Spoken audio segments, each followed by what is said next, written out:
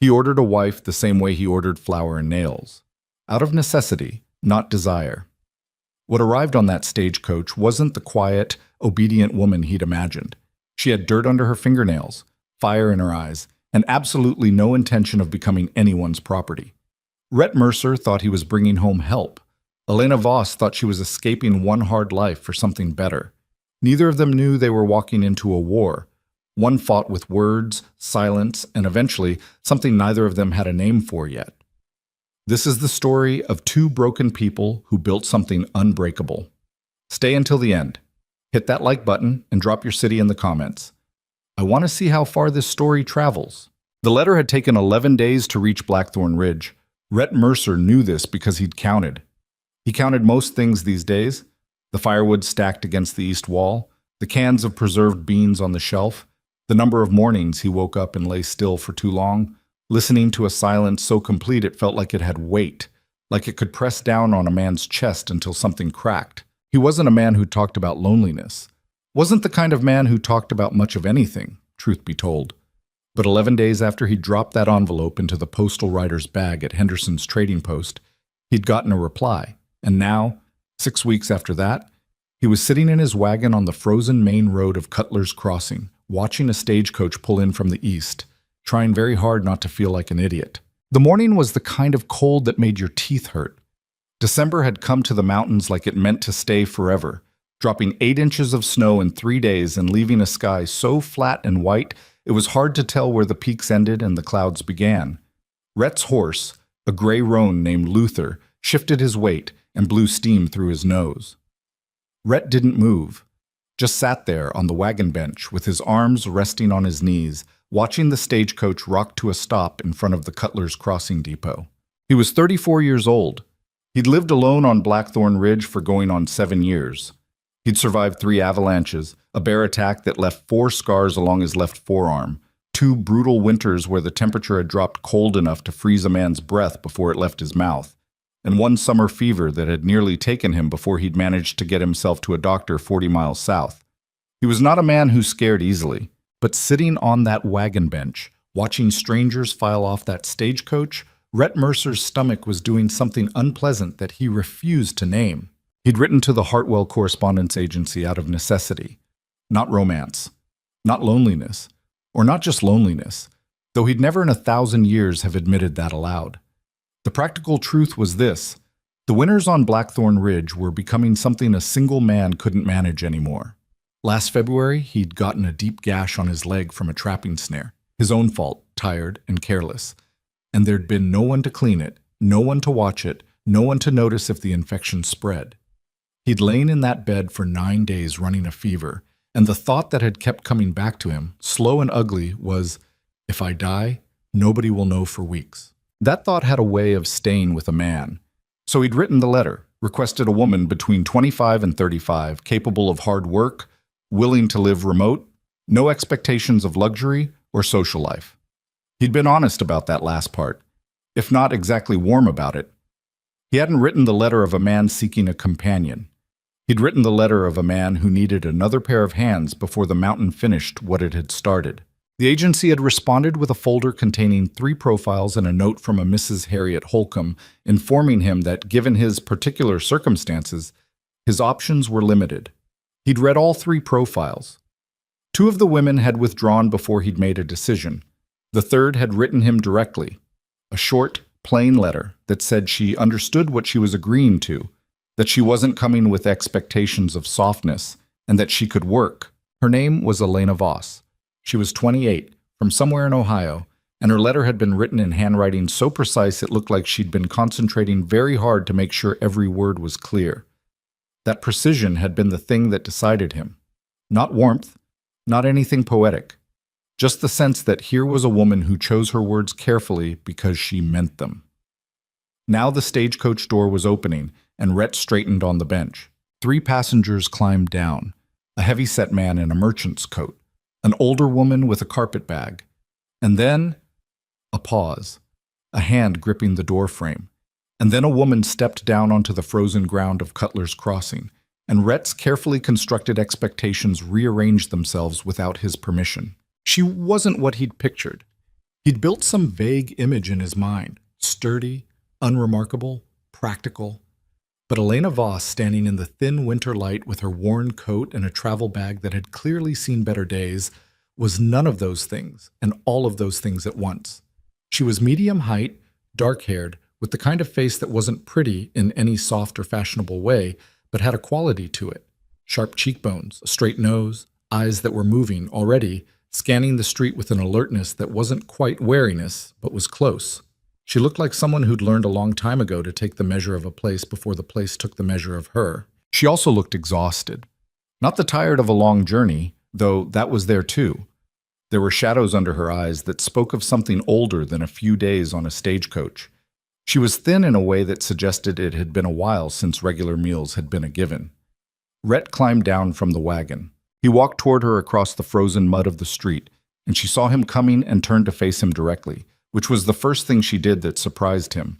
Most women, in his limited experience, would have waited to be approached, would have arranged themselves to receive introduction. Elena Voss turned and faced him like she was squaring up for something, her chin level and her eyes steady. "Mr. Mercer," she said. It wasn't a question. "Miss Voss." They looked at each other. The moment stretched in a way that was almost comical, two strangers conducting the fastest, most silent assessment of each other possible. "You're taller than I expected," she said finally. "You're thinner," he said, and immediately regretted it. Not because it was unkind, which it was, but because it was the wrong kind of honest for an opening line. Something shifted in her expression, a tightening at the corners of her eyes. "That's an interesting way to introduce yourself." "I didn't mean it as an insult." "I didn't say you did. I said it was interesting." She picked up her travel bag. "Is there a place to get coffee before we leave? I've been on that coach for 2 days, and I'd like something hot before we go anywhere." He stared at her. "Coffee," he said. "Yes, the beverage. Dark, hot, occasionally makes people tolerable." She looked at him steadily. "Unless we need to leave immediately?" "We don't need to leave immediately." "Then coffee would be appreciated." Rhett looked at her for another moment. This woman who'd been on a stagecoach for 2 days, who was visibly exhausted, who had probably $90 in possessions to her name, and was standing in a town she'd never seen before, about to go live on a mountain with a stranger, and who was nonetheless asking for coffee with a composure that suggested this was all completely manageable. And he felt something shift slightly in his chest, not warmth exactly, more like the adjustment a man makes when he realizes the terrain is different than the map suggested. "Henderson's has coffee," he said. "Then let's go to Henderson's." Henderson's trading post was warm in the way that places heated by large iron stoves and small rooms were warm, aggressively, smokily, in a way that made your eyes water a little when you first walked in.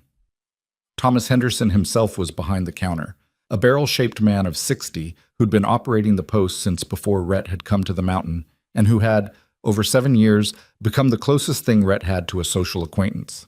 Henderson's eyes moved from Rhett to Elena and back again with an expression Rhett recognized as barely suppressed curiosity. "Rhett, don't see you in town 2 days running." "Just the once," Rhett said. "Coffee, too." "I'm Elena Voss," Elena said to Henderson, because apparently she'd decided that introductions were her business to handle. "I'll be living up on Blackthorn Ridge." Henderson's eyebrows went up. He glanced at Rhett again, and Rhett could see the man filing this information away for later distribution to anyone who came through his door in the next week. "Well," Henderson said, "welcome to Cutler's Crossing, Miss Voss. She's a cold little town, but she's honest." "Cold and honest is better than warm and dishonest," Elena said. "I've lived in both." Henderson laughed, actually laughed, a genuine sound, and went to get the coffee. Rhett sat across from Elena at the small table near the stove, and for a moment neither of them spoke.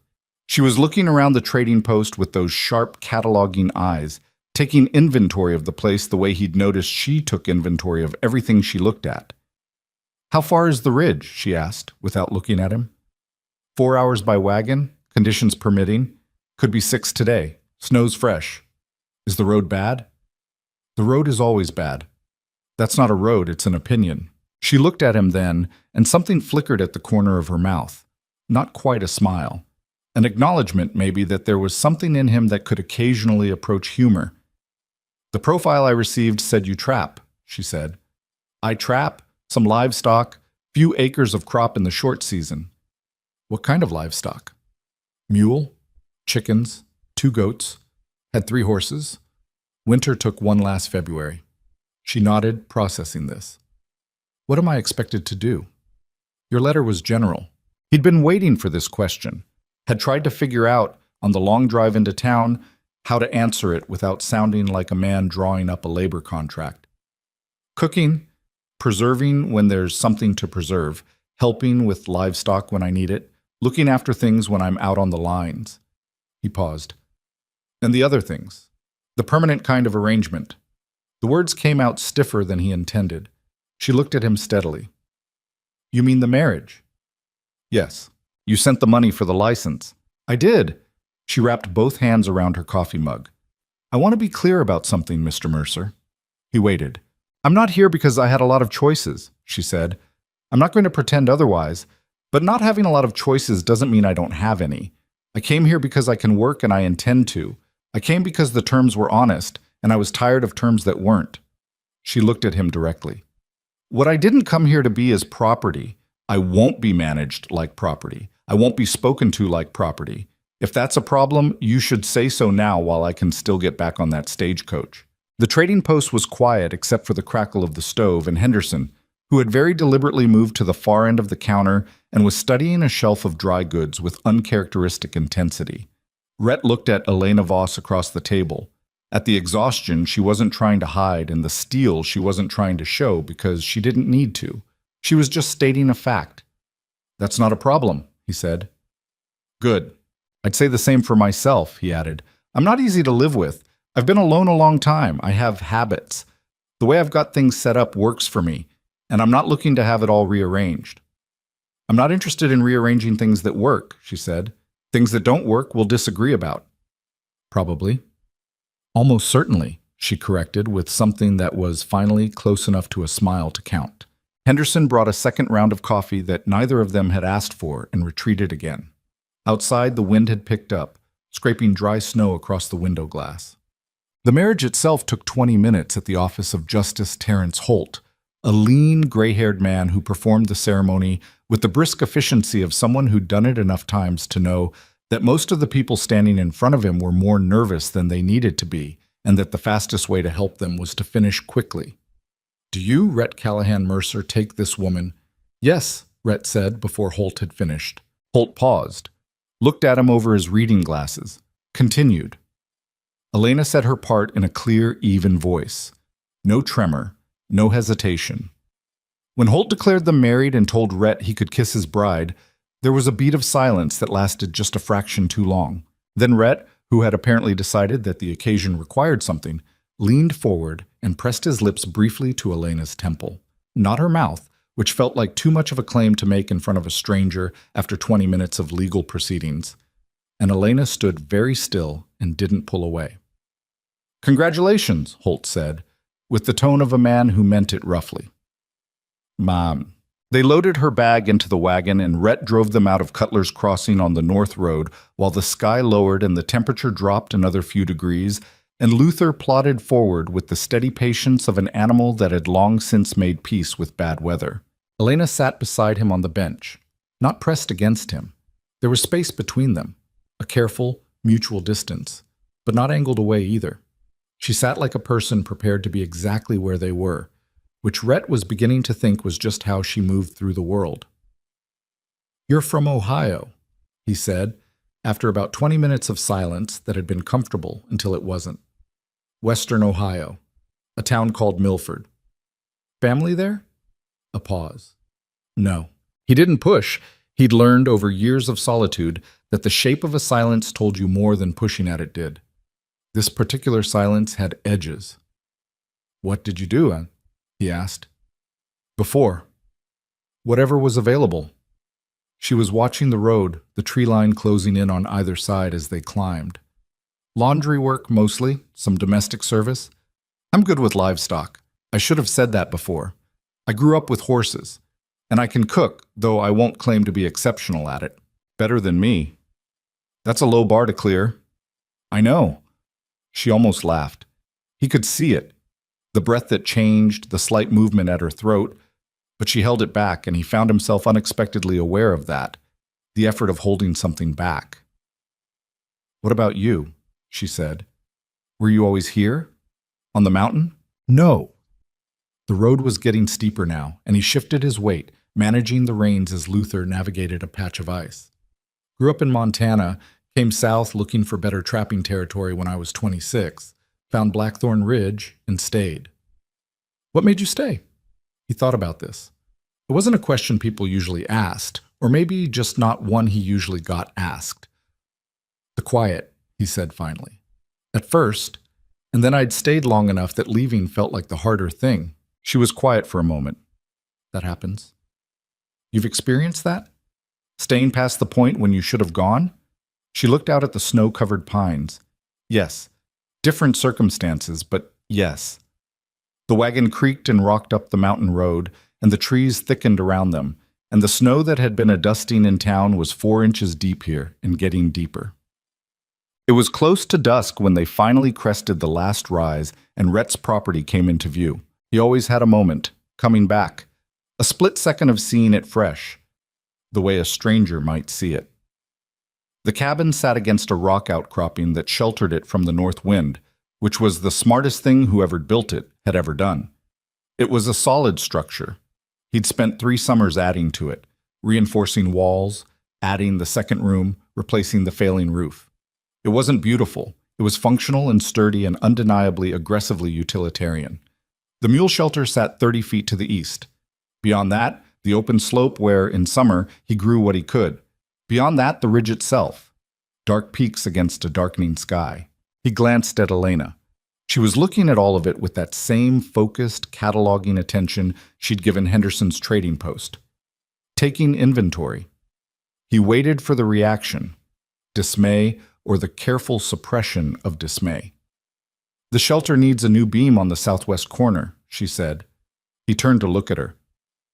"The way the snow is loading on the roof," she said, as if this were obvious. "It'll hold this winter if you're lucky, but you should replace that beam before next winter." Rhett stared at the shelter for a moment. She was right. He'd been meaning to get to it and kept pushing it because it was holding for now. "I know," he said. "I'm just saying. I know." She climbed down from the wagon before he'd come to a full stop, which he noted, and went straight to the back to lift her own bag, which he also noted. He unhitched Luther and got him into the shelter, introducing him to the mule, Dora, who was eyeing the new arrival with characteristic mule suspicion. And when he came back to the cabin, Elena was inside, standing in the middle of the main room, still in her coat, looking at the state of his kitchen. The state of his kitchen was not good. He'd been a bachelor on a remote mountain for 7 years. He'd developed a relationship with cleanliness that was more of an armistice than a genuine accord. Things were where he'd put them, which wasn't always where they were supposed to be. There were dishes that had been washed and stacked, but not particularly carefully.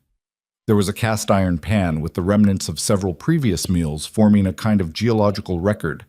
The table had a stack of books, a coil of rope, a set of snare springs, and 2 months' worth of trapping records piled on one end. Elena turned slowly, taking it all in. "All right," she said. He started. "No," she said. "Don't explain. It's fine." "It's not exactly fine." "Mr. Mercer." She turned to look at him. "I grew up with 4 brothers and a father who believed that a woman's job was to apologize for existing and then clean everything up afterward. I've walked into worse situations than an untidy kitchen." She set her bag down against the wall. "But we're going to need to figure out where things go and how things get done, because 2 people in a small space without some kind of organization will lose their minds. I've managed." "You've managed because you were alone," she said, not unkindly. "That's different." He stood in his own doorway and looked at this woman who'd been in his house for approximately 90 seconds and was already telling him things, and he felt that strange rearrangement again, the sensation of a map not matching the territory. He stepped fully inside and closed the door against the cold. "There's a second room," he said. "It's mine, but We'll figure that out," she said, in a tone that communicated clearly that she was not going to deal with that particular conversation tonight. "Right now, what's there to eat? Because I haven't had a proper meal since Illinois, and if I'm going to have an argument with you about your kitchen organization, I'd rather do it without being dizzy. He had venison. He had dried beans that were already soaked from that morning. He'd been planning ahead, at least in terms of food. He had cornmeal and canned tomatoes and a half jar of lard. He set the venison to frying, and she took over the beans without asking, adding salt and what she found in his very sparse spice collection: black pepper, dried bay. And in 45 minutes they had something on the table that was not fancy, but was hot and substantial. They sat across from each other at the cleared end of the table and ate. It was strange eating with someone. Rhett had forgotten how strange it was, in a way that was almost physical. The awareness of another person's presence, the sounds of another person eating, the need to conduct himself like a human being rather than just an animal getting fuel. He kept catching himself on the verge of doing things he did alone, reading while eating, or leaning his elbows entirely on the table, or making a noise of satisfaction at a good mouthful, and pulling back. Elena ate with efficiency and without ceremony, which he respected. "The beans are good," he said. "They're beans," she said. "They're not good or bad. They're just beans. I have a talent for making them worse." "How?" "Undersoaking, overcooking, wrong heat," he considered. All three simultaneously, once. She looked at him with an expression that suggested she was trying to determine if he was joking. How do you undercook and overcook something simultaneously? Dedication. This time she did laugh, a short, surprised sound, quickly controlled, but real. He felt it in a way he hadn't expected, like a match struck in a cold room. After dinner, she helped clear the dishes, and they worked in the small kitchen in proximity without speaking. And it was uncomfortable in specific and complicated ways that Rhett couldn't have articulated.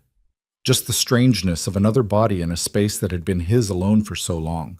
The awareness of not bumping into her, of handing things rather than just setting them down without looking. When the dishes were done, she said she was tired. He said there was only the one room with a bed. She looked at him. He looked at her. "I'll take the floor," he said, because it was his house and she was a stranger and she was already exhausted and it was the right thing. "You don't have to do that," she said, with a stiffness that suggested she was uncomfortable accepting. "I know I don't have to. There are 2 blankets. You take the bed, I'll take the floor." He said it like it was simple, because it was. She didn't argue again. She went into the room and he heard her getting settled, and he made himself a pallet on the floor of the main room near the stove and lay there in the dark, listening to the wind coming off the ridge. His house was different with someone else breathing in it. He wasn't sure how he felt about that. He'd expected it to feel wrong, an intrusion, a disruption of the careful systems of solitude he'd built.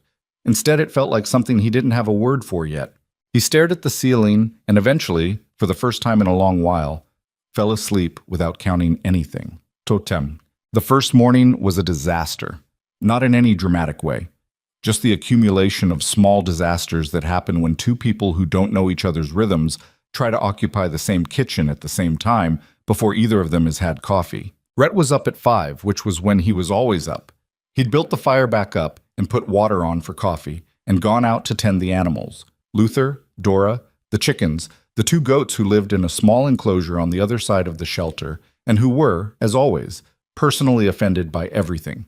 He'd come back in cold and smelling of livestock and found Elena already up, already dressed, standing at his stove having moved his coffee pot to the wrong burner and started what appeared to be an attempt at biscuits. "The left burner runs hot," he said, coming through the door. "I can see that," she said without looking up. "I moved it." "You moved it to the wrong burner too." She looked up then. "I moved it to the cooler burner." "The center one's the cooler, the right one's the hotter. The left runs hottest. The center's the medium one." "That is the opposite of what makes sense." "It's an old stove." "You should have told me." "I didn't know you'd be up at 5. "I'm always up at 5. So am I." They stared at each other in the gray, early morning light, both of them still half asleep, both apparently constitutionally incapable of starting a day without being in charge of their own kitchen. "You sit down," she said. "I'll finish the biscuits." "You don't know where anything is." "I will in approximately 2 days, so you can sit down now, or I can figure it out now. Either way." "I'll do the coffee," he said, as a compromise. "Fine." He did the coffee. She did the biscuits. They did not touch. The kitchen was small enough that not touching required some effort, and at one point they both reached for the same cabinet handle simultaneously and pulled back simultaneously, and then stood there for a ridiculous beat of mutual stubbornness before Rhett stepped aside. The biscuits were better than his. He didn't say so. He ate 3 of them, and she watched him eat 3 of them, and something about that interaction communicated what words hadn't. After breakfast, he told her what the day's work looked like. He had a line of traps to check on the north slope, which would take most of the morning. The chickens needed grain. The goats needed their water broken. It froze overnight and needed to be smashed loose each morning. And the east wall of the cabin had a gap he'd been meaning to pack with mud and straw before the temperature dropped another 10 degrees, and the gap became a real problem.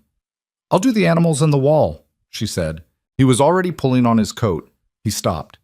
"The mud and straw are behind the—" "I'll find them." "You'll need to—" "Rhett." She said his name like it was a period at the end of a sentence, not unkind, just complete. "I grew up working. I can find mud and straw and pack a wall." He looked at her, nodded, put on his coat the rest of the way and left. He was on the north slope, checking his 3rd trap, when he realized he'd told her to do the animals and the wall and hadn't asked if she had warm enough gloves. The temperature had dropped another 3 degrees overnight. He stood in the snow for a moment, annoyed with himself, then moved on to the next trap. When he came back at midday, the east wall had been packed. Not perfectly. There was a stretch in the middle where the application was thicker than it needed to be, but solidly. The animals had been watered and fed. The chickens were making their usual complaints about the quality of life available to them. The goats had been given fresh water and appeared to have already developed an opinion about Elena, which goats always formed immediately and held forever. Elena herself was inside at the table with what appeared to be a piece of paper and a pencil. "What's this?" he said, shaking snow from his coat. "Inventory." She didn't look up. "What you have, what you're running low on, what you'll need before full winter closes in." She turned the paper so he could see it. "You're low on salt. You should have twice the cornmeal you do. Your bean stores are fine, but you're light on everything else. And you're going to need more lamp oil within the month." He looked at the list. She wasn't wrong about any of it. "I was planning to go to Henderson's before the snow closed in." "When?" "End of the week." "You should go sooner. The temperature's dropping. Another week and that road gets unpredictable." He looked at her. At this woman who'd been on his mountain for less than a day and had already packed his wall, tended his animals, taken inventory of his stores, and was now advising him on the weather window. "You know the weather up here?" he said, and he didn't mean it rudely, just genuinely. "I know what cold that's getting colder feels like," she said. "I know the signs." She paused, and something moved across her face. A shadow of something older. "I've been cold enough times to pay attention." The sentence sat between them. He pulled off his coat and hung it by the door. "I'll go Thursday, day after tomorrow. I'll add lamp oil to the list." "I know to add lamp oil. I know you do. I'm adding it so it doesn't get forgotten." He started to say something else and then stopped, because there was nothing to say except that she was right, and she knew he knew she was right, and pursuing the argument was just arguing for the sake of it. He was hungry, and his feet were cold, and she'd done the work he'd left her without a complaint. "Was the wall mud cold?" he said, instead of any of it. She looked up. "What?" "The mud. For the wall. Was it cold to work with?" "Oh."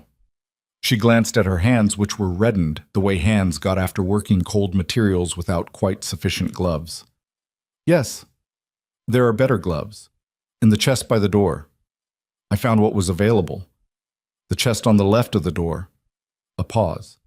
She looked at the chest on the left of the door, which he'd had for 6 years and considered obviously a storage chest. "I thought that was your trap supplies." "The trap supplies are under the bench." She stared at the chest, at him. Back at the chest. "You should label things." "It's my house." "It's our house now," she said, and the words came out flat and factual, no particular weight put on them, but they landed anyway, and for a moment neither of them said anything. "I'll label the chest," he said. By the end of the first week, they'd established a kind of geography. Not peace, exactly. More like a ceasefire with clearly drawn lines. She'd taken over the kitchen in a way that was logical. She was better at it, she had opinions about it, and the food had improved measurably. And in exchange, she'd stopped moving his trapping tools, which she'd reorganized once and which he'd spent a morning being frustrated about before putting most of them back where he had them, which had led to a conversation that had taken place almost entirely in clipped sentences and loaded silences. She was good with the animals. Better than good, actually. She had an ease with them that was different from his functional competence. She talked to the goats, which Rhett had never done because goats were essentially argumentative machines with fur, and he'd never seen the point. But he'd come back from the lines one afternoon to find her in their enclosure with both goats pressing their heads against her, and she'd been saying something to them in a low voice, and when she saw him, she'd stopped and looked briefly embarrassed. They were anxious about something, she said. Probably smelled a coyote. I didn't say anything, he said. You were going to. I was going to say the brown one does that when she's stressed. You were right. She'd looked at him for a moment and then back at the goats, and something in the set of her shoulders had eased slightly. The arguments happened anyway.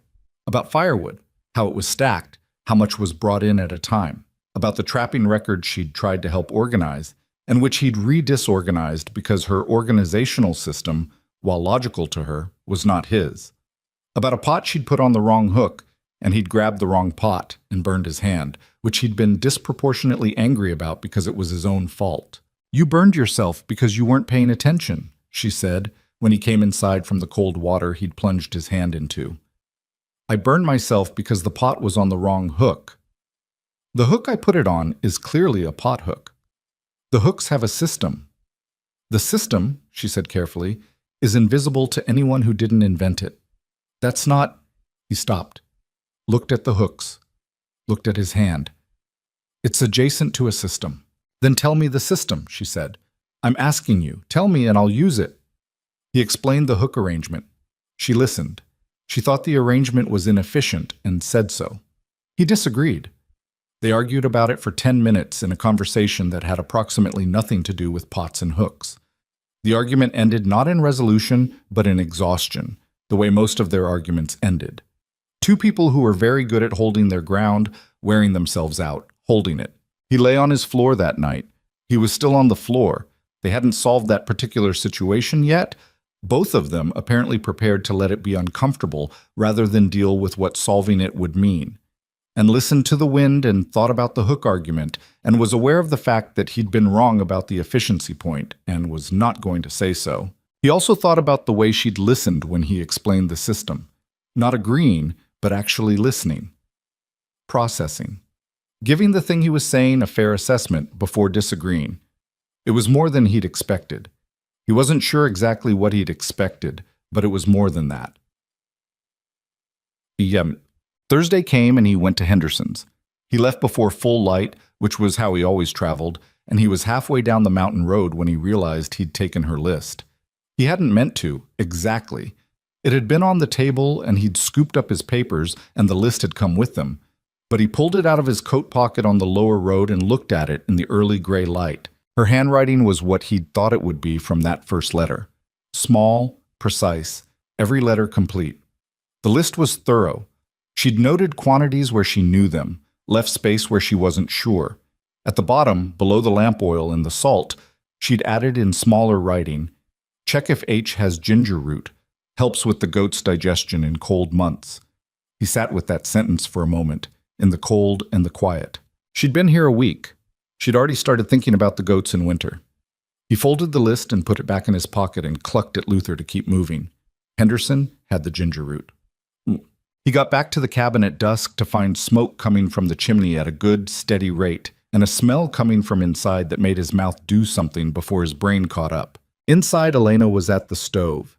She'd made a stew, actual stew, not his usual variation of boiled meat and root vegetables, but something with a smell that had depth to it.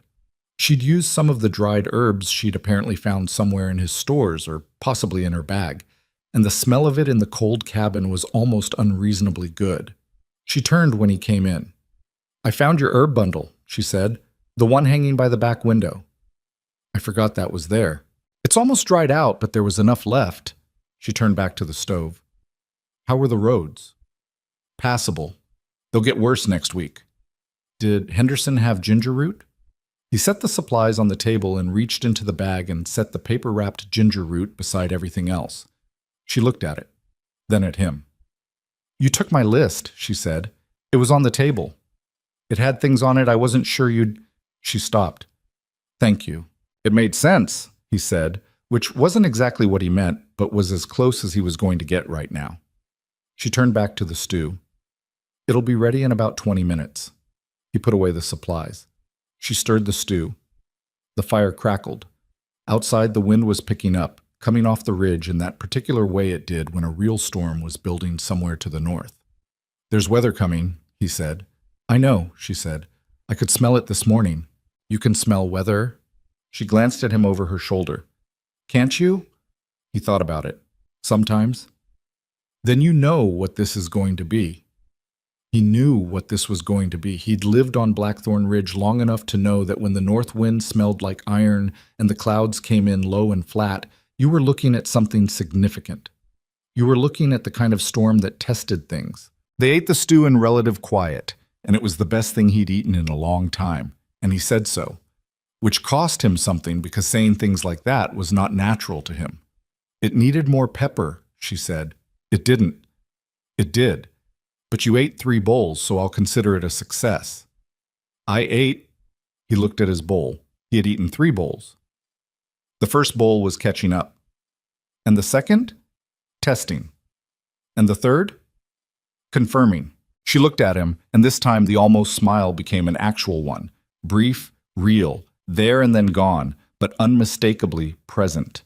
He looked back at his bowl because he didn't know what to do with that smile, and he wasn't prepared to figure it out right now. Outside, the iron-smelling wind off the north ridge had picked up another notch, and somewhere up in the dark beyond the cabin walls, the first real winter storm of the season was gathering itself for the descent. They didn't know it yet, but it was going to change everything. The storm arrived 2 days after Rhett came back from Henderson's, and it arrived without apology. It didn't build gradually the way some storms did, giving you time to prepare and brace and make peace with what was coming. This one dropped out of the north like something that had been waiting for permission, and by the time the first real wall of snow hit the ridge, the temperature had fallen 15 degrees in 6 hours, and the wind was loud enough that you had to raise your voice to be heard inside the cabin. They were ready for it, or as ready as the mountain allowed. Rhett had brought extra wood onto the porch the day before. The animals were settled. The gaps that Elena had found in the shelter wall were packed, and there was enough food inside to last 2 weeks without resupply. He'd done this long enough to know what preparation looked like, and he'd done it, and still the storm came in and made itself at home like it owned the place. What he hadn't prepared for was being inside with another person for 4 days straight. The cabin had seemed adequate when it was just him. 2 rooms, a functional kitchen, enough floor space to move without feeling like the walls were making a point. With Elena in it, the geometry of the place changed in ways he couldn't entirely account for. Not because she was large, she wasn't. She moved efficiently, taking up only the space she needed, but because she was there, constantly, and being constantly aware of another person in a small space was a different kind of exhaustion than any physical work he'd done on the mountain. By the second day of the storm, they'd already had 4 arguments. The first was about firewood, specifically about how much Rhett was burning and how fast. "At this rate," she said, on the morning of the second day, watching him feed the stove, "we'll be through the porch wood before the storm breaks." "The porch wood is a supplement," he said. "The main stack is in the lean-to." "I know where the main stack is. I'm talking about the rate you're feeding this stove." The stove needs to be managed," she said, "not fed like it owes you money." He looked at her. "I've been heating this cabin for 7 years." "And in all 7 years, were you heating it for 2 people?" That stopped him, briefly, because it was correct. He'd built his fire habits for a single person who ran warm and could tolerate the cabin being colder than most would find comfortable. Elena was thinner than him, and she was feeling the cold in ways he probably wasn't registering. He fed the stove slightly less. He didn't say that was why. The second argument was about his trapping records, which she'd moved to make space on the table for darning. She'd found a pile of his socks in a state of disrepair that she'd apparently decided was her business to address, and which he'd come looking for and found in a stack that was technically neater than where he'd had them, but was not where he'd had them. "I put them on the shelf," she said. "I can see they're on the shelf." Then you found them. I know where they are now. The issue is I didn't know where they were when I needed them. You were outside for 3 hours, she said, the darning needle moving steadily. They weren't going to move on their own. That's not the point. Then what's the point? The point is... He stopped, because the point, articulated plainly, was going to sound like, "Don't touch my things," which was a thing a child said, not a grown man. The point is that I have a system. You've said that before, she said, and every time you say it, the system becomes slightly more theoretical. He sat down across from her with his records and didn't say anything else, because there was nothing left to say that wasn't going to make him sound worse. The third argument started as a conversation and escalated in a way that surprised both of them. He'd asked, in what he intended as a neutral tone, whether she'd checked on the goats that morning. She had, and she told him so. And then she said she'd given them a bit of the ginger in their water because the brown one had seemed off. "How much ginger?" he said. "A small amount. I know what I'm doing." "I'm not saying you don't. I'm asking how much." She told him. It was fine. It was probably the right amount, he acknowledged to himself. But something about the exchange had snagged on something in him, some edge of the broader frustration of the last 2 days. And his tone had been sharper than he meant it to be. And her response had been sharper than was necessary. And then they were in it. And neither of them was really talking about ginger anymore. "You don't trust me," she said flatly. "I didn't say that." "You don't have to say it. You check everything I do." "I'm responsible for those animals." "As am I now. We discussed that." Her voice was even, but there was something underneath it that had sharpened. "I haven't done a thing in this house without it being questioned. I'm not complaining about the work. I'm complaining about being questioned like I don't know what I'm doing. I'm not trying to... You've asked me how I packed the wall, how I fed the chickens, how much hay I gave the mule. I've been here 2 weeks and you've checked every single thing I've done." He opened his mouth and closed it. Because she was right. He knew she was right. And knowing it made the closing of his mouth feel like defeat, which made him resentful of a fact he couldn't argue with. "I've been doing this alone for a long time," he said finally. "I know that. It's not habit I can drop in 2 weeks." She was quiet for a moment. "I'm not asking you to drop it," she said, and the sharpness had gone down slightly, replaced by something more careful. "I'm asking you to believe that I have some competence. I've been managing difficult situations since I was 12 years old, Rhett. I don't need to be taught how to take care of animals." He looked at her across the small cabin, in the dim light of the storm day, and something in what she'd said caught against him differently than the argument had. "Since I was 12 years old," not said for sympathy, said as a plain fact, the same way she stated most things. He found himself wondering, not for the first time, what those 12-year-old circumstances had looked like, and he didn't ask, because that felt like a door he hadn't been invited through. "I'll try," he said. "That's all I asked." The fourth argument was about his sleeping on the floor, which had gone on long enough that it had become absurd, and they both knew it was absurd, and the absurdity made the conversation worse. "It's been 2 weeks," she said, on the third night of the storm. "You're sleeping on the floor of your own house." "I'm fine on the floor." "You're not fine. I can hear you moving around." She paused. "You're not sleeping." He wasn't sleeping. The floor was manageable in terms of cold and hardness. He'd slept in worse.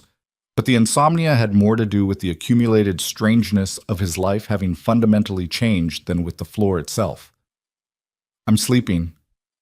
"Rhett." "I'm fine." "This is stupid," she said. "The bed is large enough for 2 people who have absolutely no interest in each other to share without any problem." The bluntness of it, no interest in each other, landed in a way she probably hadn't intended. He wasn't sure what it landed as. He just felt it. "It's not proper," he said, which was an absurd thing to say to his own wife. "We're married," she said, with the same tone she'd have used to note that the sky was gray. "I'm not suggesting anything beyond sleep. I'm suggesting that you stop sleeping on the floor like a dog and get in the bed so we can both get some rest." There was a silence. "Fine," he said. "Fine," she said. They slept in the bed with a careful distance between them and a careful mutual pretense that this was unremarkable, which it was not. He lay there in the dark, on his side, aware of the warmth of another person 18 inches away, aware of her breathing slowing as she fell asleep before him, and he stared at the ceiling and thought about what a profoundly strange turn his life had taken. He eventually slept, better than he had in 2 weeks. He didn't say so in the morning. Neither did she, but she made the coffee without asking first, and she made his the way she'd noticed he took it, and handed it to him when he came in from the morning's animal check, and that was its own kind of communication. By the time the storm broke on the 4th day, they'd developed something. He wouldn't have called it warmth, more like the kind of functional understanding that develops between two people who've been tested against each other and found grudgingly that the other one doesn't collapse. She didn't collapse. That was the thing about Elena Voss that kept recalibrating him. Every time he expected her to reach a limit, to show some softness or uncertainty, or any of the things he'd half expected from a woman who'd come off a stagecoach exhausted and thin into a life that had turned out to be harder than advertised, she just adjusted and kept going. She complained about specific things, the hook arrangement and the stove and his habit of leaving his boot near the door where she kept almost tripping over it, but she didn't complain about the difficulty of the life itself. She just got up every morning and did the work. He found that more disarming than he'd expected. The day after the storm broke, he was out on his trap lines and he came across a section of fence, the rough perimeter he kept around the chicken area, that had come down under the snow weight. He fixed it, and while he was fixing it, he noticed she'd made a small adjustment to the gate mechanism weeks ago. A simple thing, a loop of wire that kept the gate from swinging too far open in the wind. He hadn't asked her to do that. He hadn't mentioned it was a problem, though it had been a minor irritation for 2 seasons. She'd just seen it and fixed it.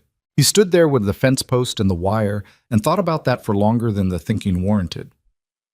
Back inside that evening, he found her at the table with a book. She'd brought 2 books in her travel bag, the only items that weren't purely practical, and she read them when the day's work was done, sitting close to the lamp because the light was poor, her face composed and distant, in that particular way people's faces get when they're somewhere else.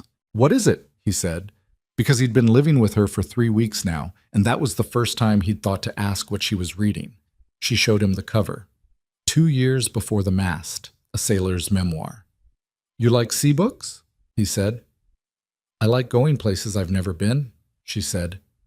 "Books are the cheapest way to do it." He sat down on the other side of the table.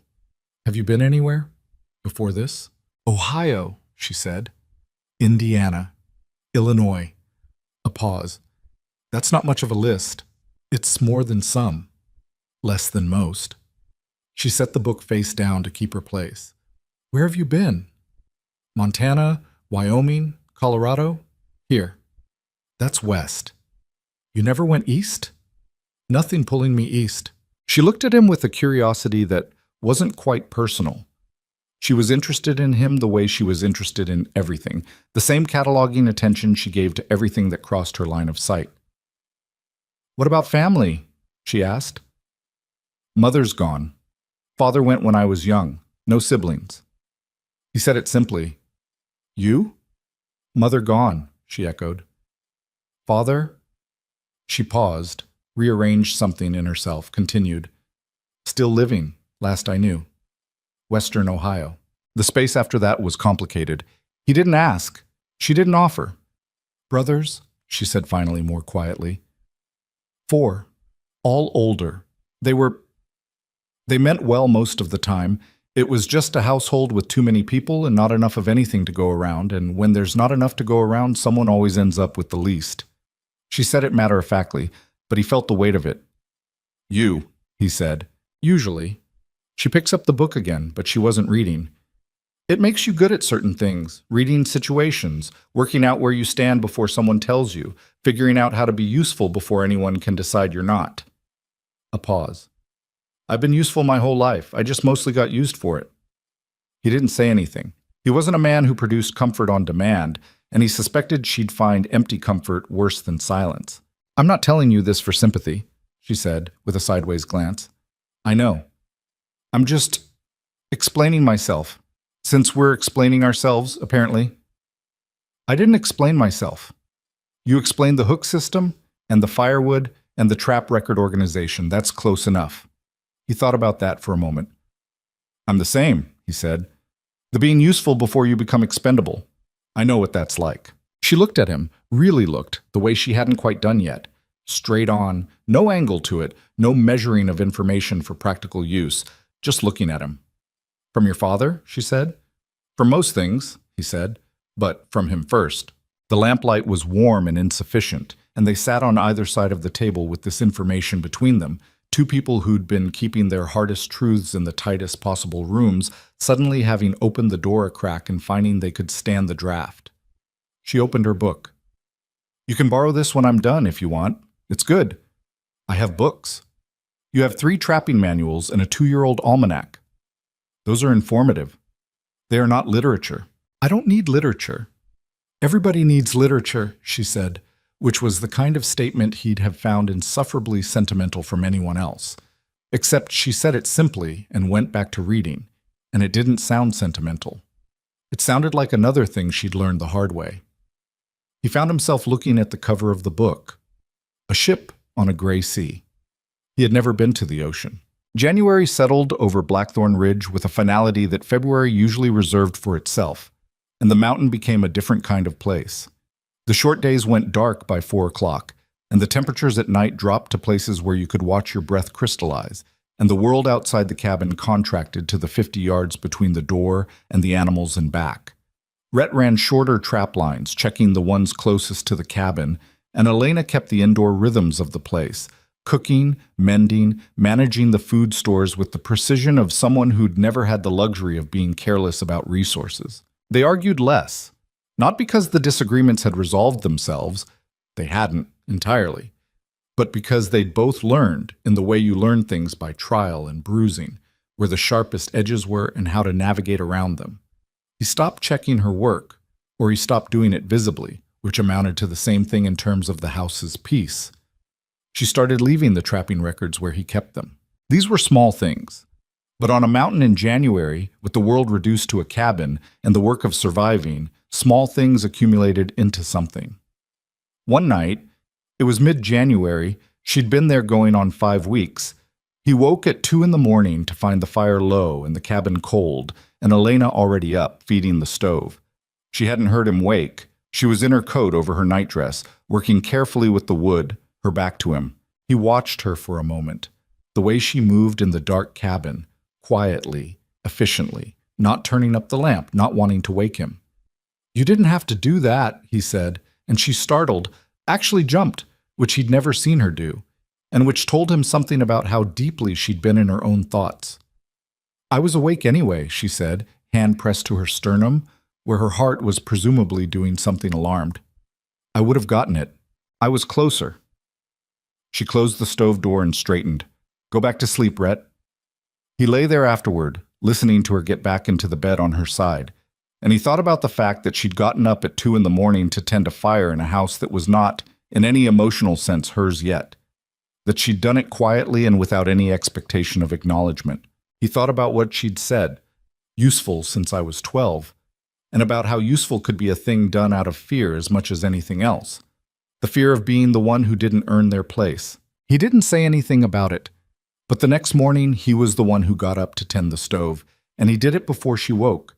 And when she came out to find the cabin warm and the coffee already on, she looked at the stove and then at him, and something passed between them that neither of them had a word for yet, but that both of them felt. It wasn't warmth, or it wasn't only warmth. It was something more like recognition. The argument that cracked everything open, cracked it genuinely, not the irritation and recover of the small daily conflicts, happened on a Tuesday in late January, and it started over something so minor that the violence of it was disproportionate in a way that could only mean it wasn't really about the thing it said it was about. He'd come inside from the lines with a marten and 2 rabbits, and he'd sat down at the table to work the furs, and she'd started supper, and she'd said something, casual, not even pointed, about how he might want to consider rotating his northern lines before February, because the marten population in that area showed signs of getting thin. He didn't know why it landed the way it did. Later, he'd think it was just the accumulation. 5 weeks of being managed, of having things noted and suggested and improved, of feeling slightly less like a man who had built something on this mountain and slightly more like a project being worked on. He'd think it was that mostly. It might also have been that she was right, And being right about his trap lines was a step into territory he hadn't consciously seeded. "I know how to run my own lines," he said. She heard something in his voice. She turned from the stove. "I wasn't suggesting you didn't.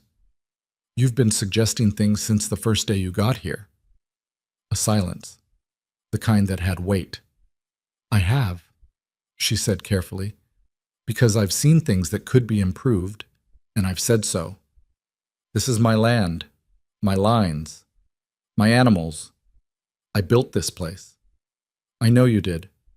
Her voice had gone very level. "I've been trying to help you with it." "I didn't ask to be helped the way you've been helping." "You ordered a wife," she said. "What did you think that was going to look like?" "Someone who helped when I asked, not someone who walks in and starts rearranging everything." "I haven't rearranged everything." Her voice was still level, but something behind it was no longer.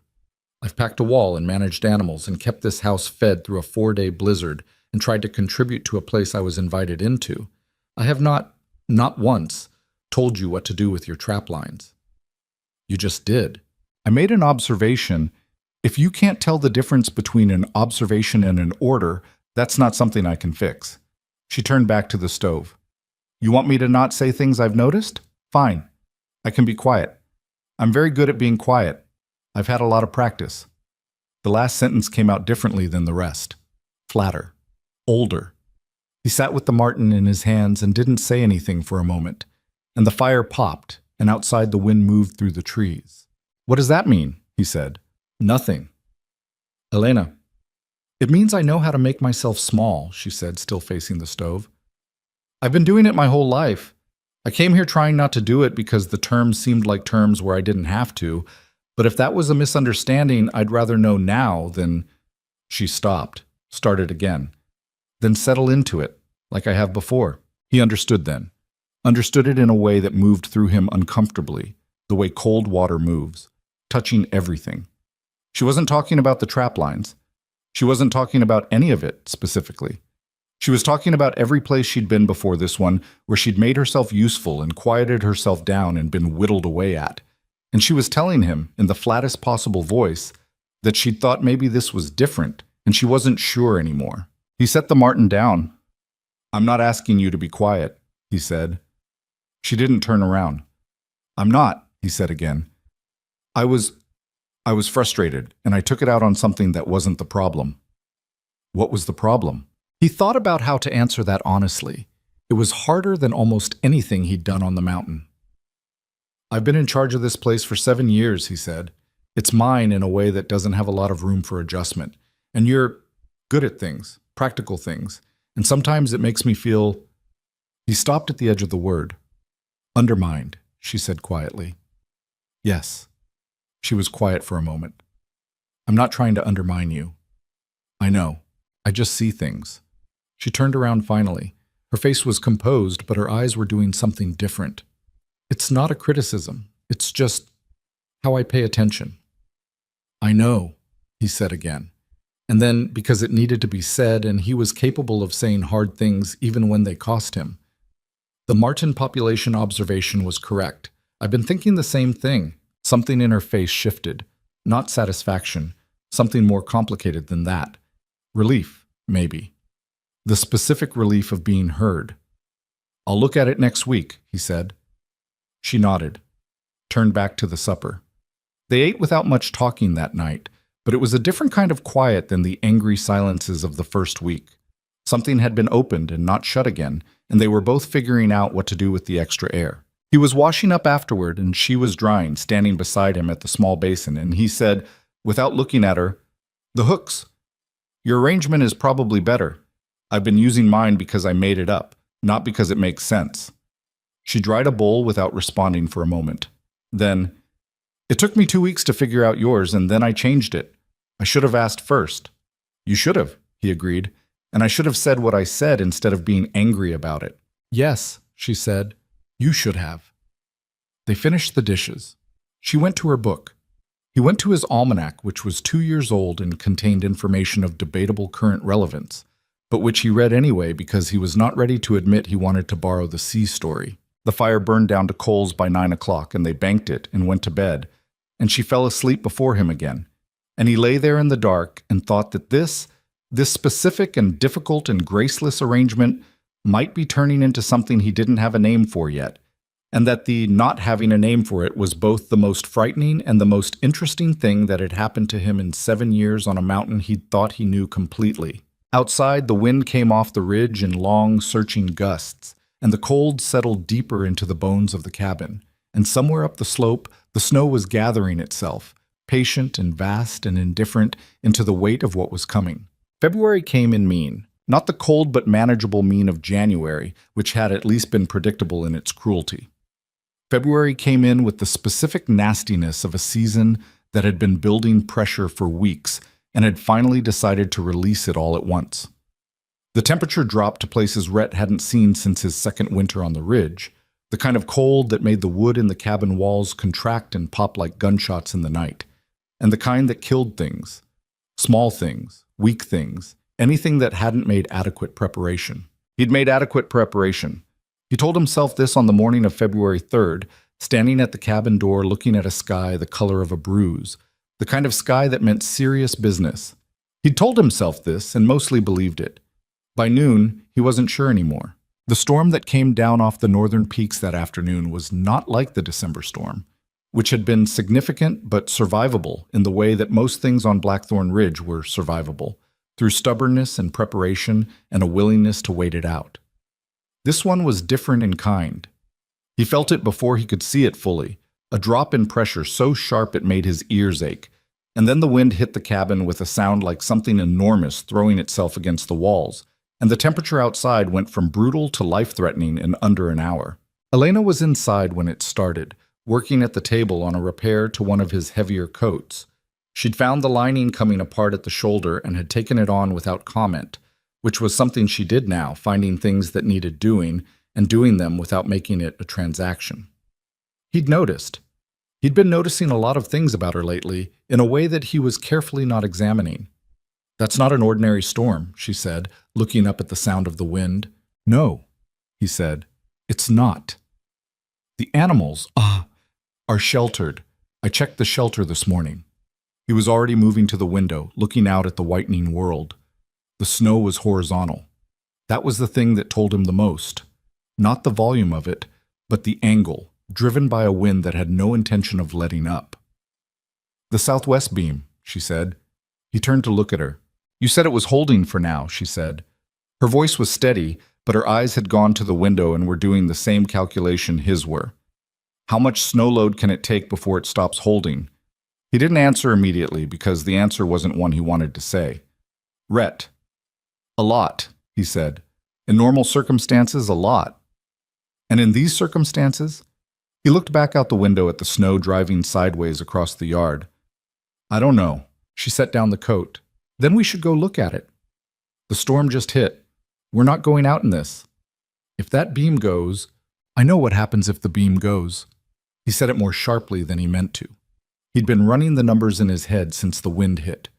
Luther and Dora in that shelter, the chickens in their adjacent enclosure, 2 goats who were, whatever their personality failings, alive and his responsibility. If the southwest corner of the shelter roof gave way under the snow load, the whole structure was compromised. Not immediately, maybe, but in a blizzard of this magnitude, a compromised shelter was a death sentence for everything inside it. He also knew that going out in this wind, in this temperature, with this visibility, was its own category of dangerous. "I'll go check it," he said. "You stay inside. I'll come with you." "Elena, 2 people can move more snow than 1, she said. "And if something happens to you out there, I'd rather be there than sitting in here not knowing." She met his eyes directly. "I'm not being dramatic. I'm being practical." He wanted to argue. He looked at her face, the set of it, the absolute absence of any wasted emotion, just a woman who had assessed a situation and made a decision. And he knew arguing would cost them time they might not have. "Dress warm," he said. "Everything you have. Don't take your gloves off for any reason." "I know how to be cold," she said, and went to get her things. Getting from the cabin door to the mule shelter was 60 feet that took them 6 minutes. The wind was a physical force, not a weather condition. It pushed against them with something like intention, and the snow it carried was fine and sharp, and found every gap between collar and skin, every fraction of exposed face. Rhett went first, breaking what path he could, and Elena stayed close behind him with her hand on his coat, not because she needed steadying, but because visibility was down to roughly 10 feet, and losing each other in that white was a real possibility. The shelter came up out of the snow and dark like a solid thought.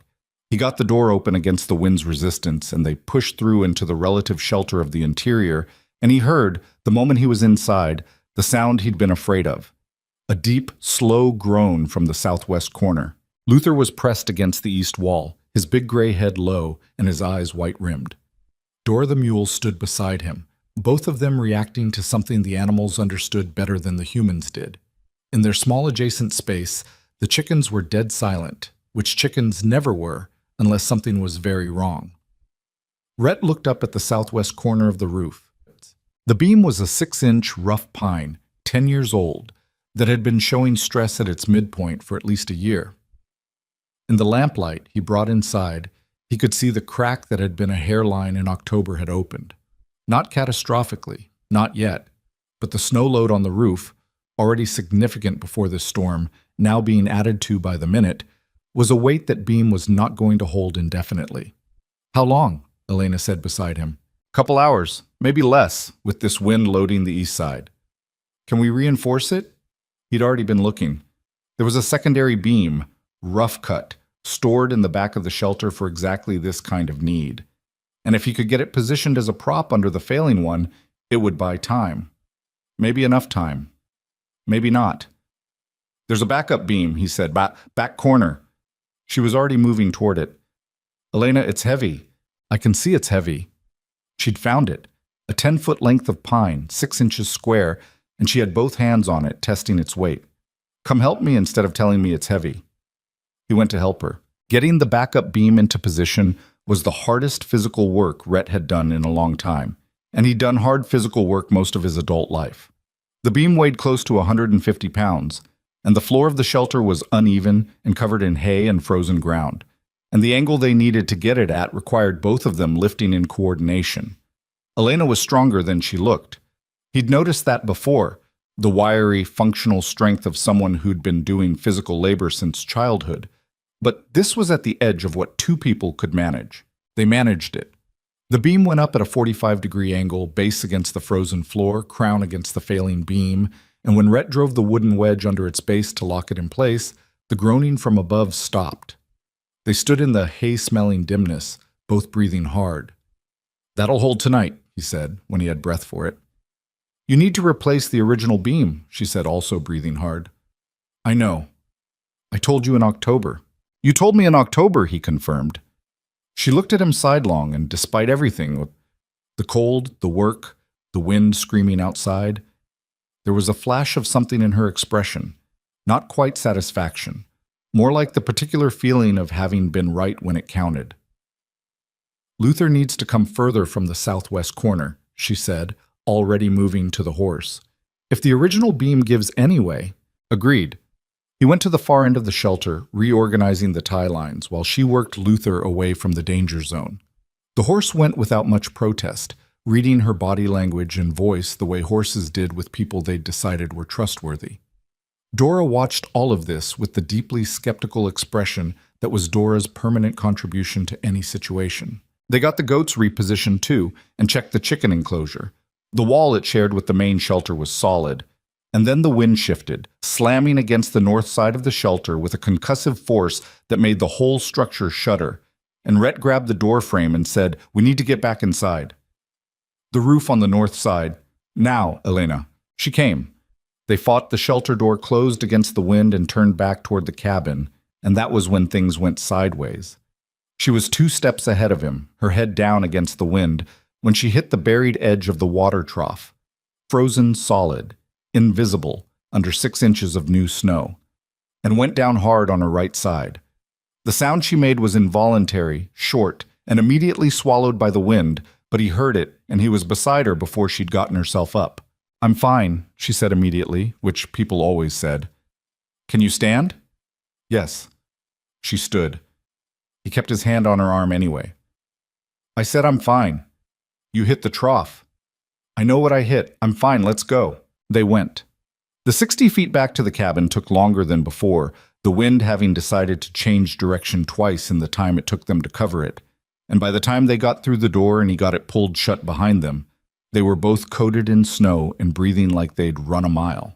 The cabin's warmth hit them immediately, the stove having held well in their absence. Rhett pulled off his outer layers while Elena did the same, and he was hanging his coat when he turned and saw her face. She was pale. Not the cold pale of someone who'd been out in a blizzard, but a gray-white that was a different kind of signal. Elena. It's just the cold, she said. I need to warm up.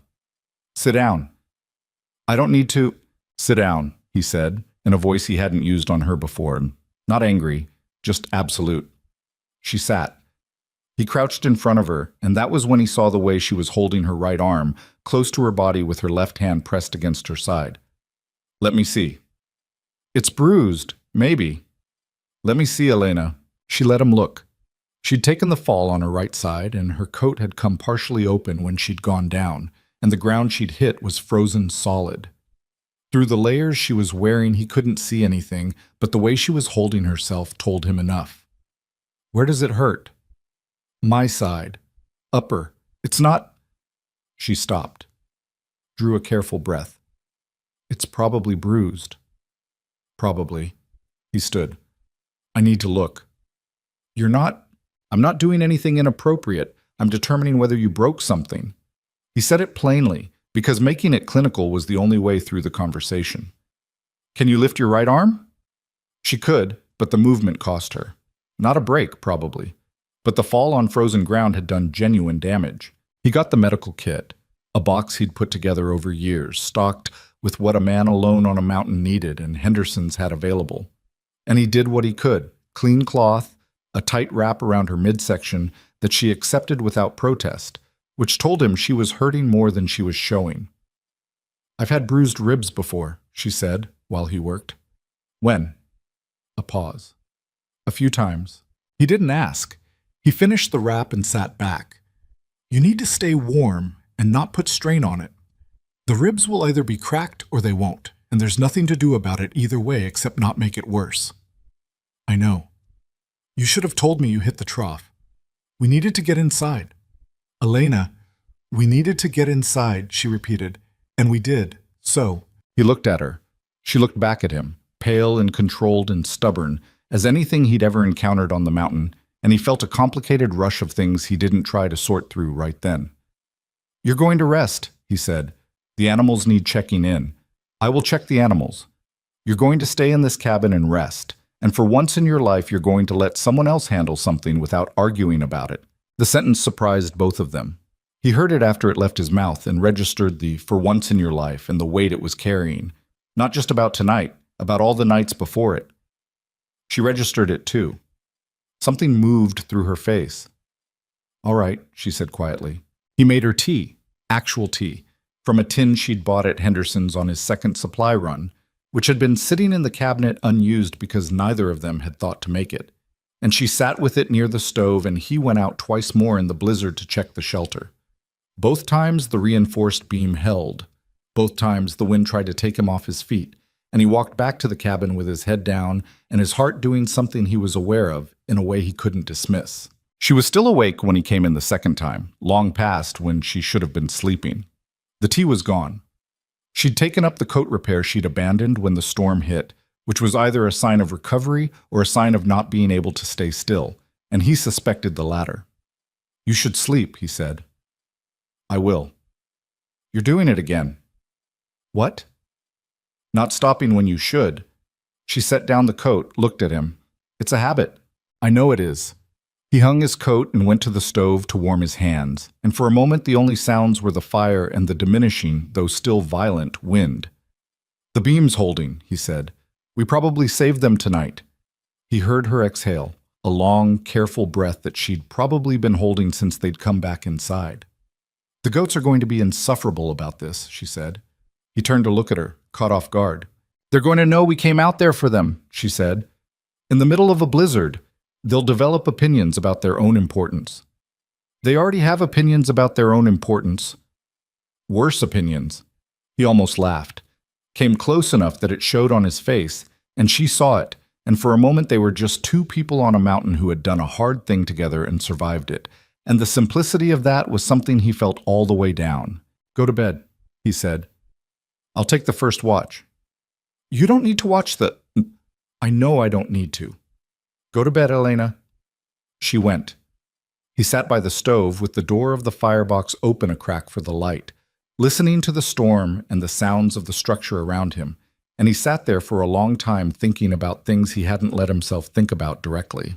He thought about the way she'd put her hand on the backup beam without being asked, the way she'd kept moving through cold that would have stopped most people, the way she said "I'm fine" in a voice that he'd learned meant she wasn't going to make her problem your problem, not out of dishonesty, but out of a lifetime of having learned that making your problem someone else's problem was a way of becoming expendable.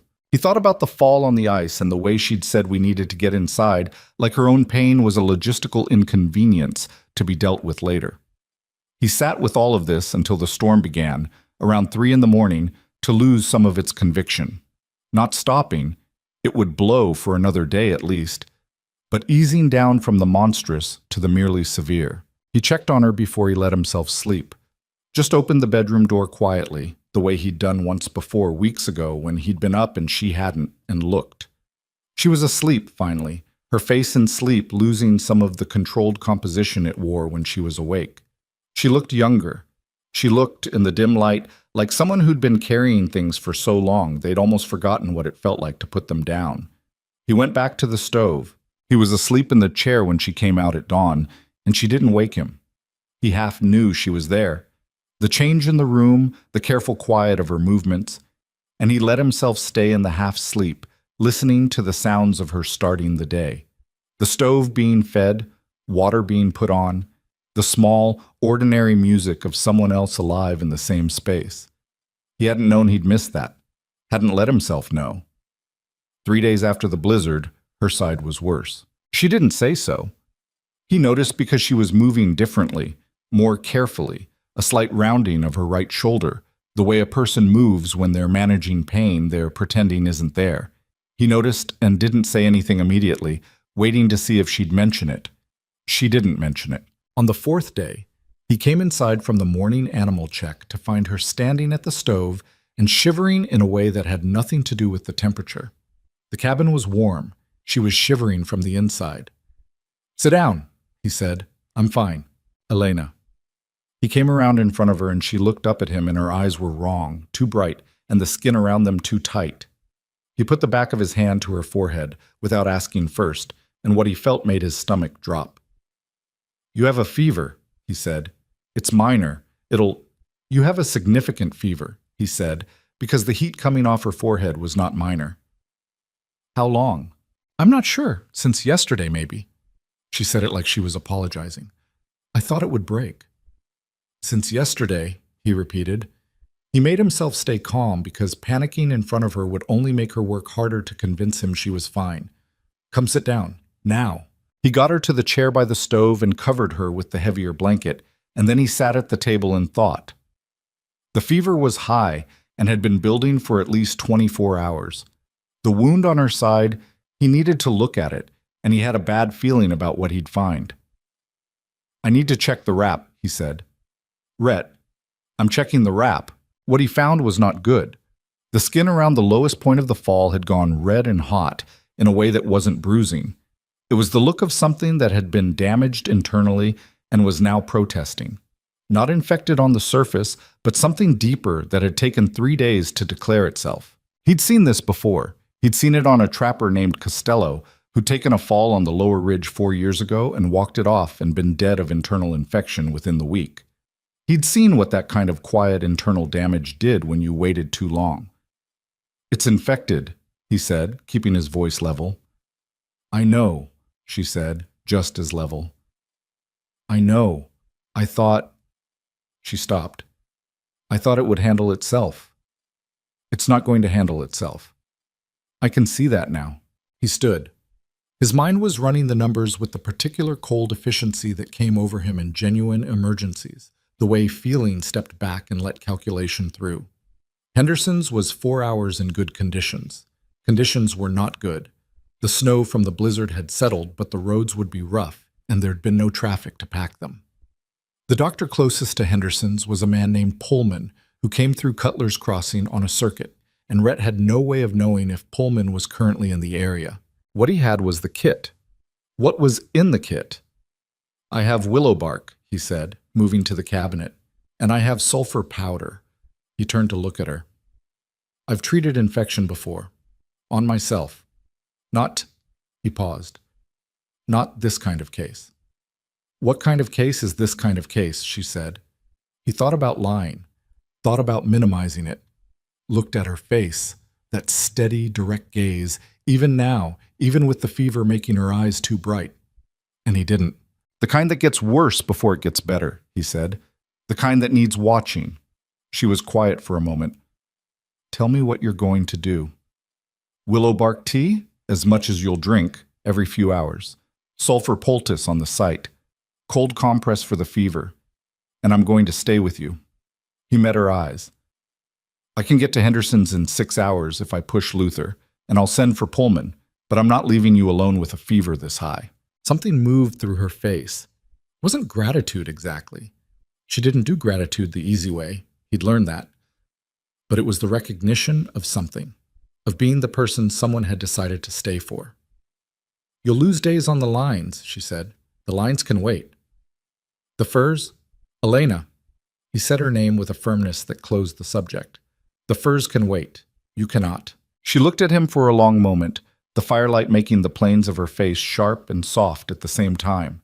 The fever had put color high on her cheeks that wasn't real color, and the blanket was pulled around her shoulders, and she looked, for the first time since she'd stepped off that stagecoach, like someone who was running out of ways to manage alone.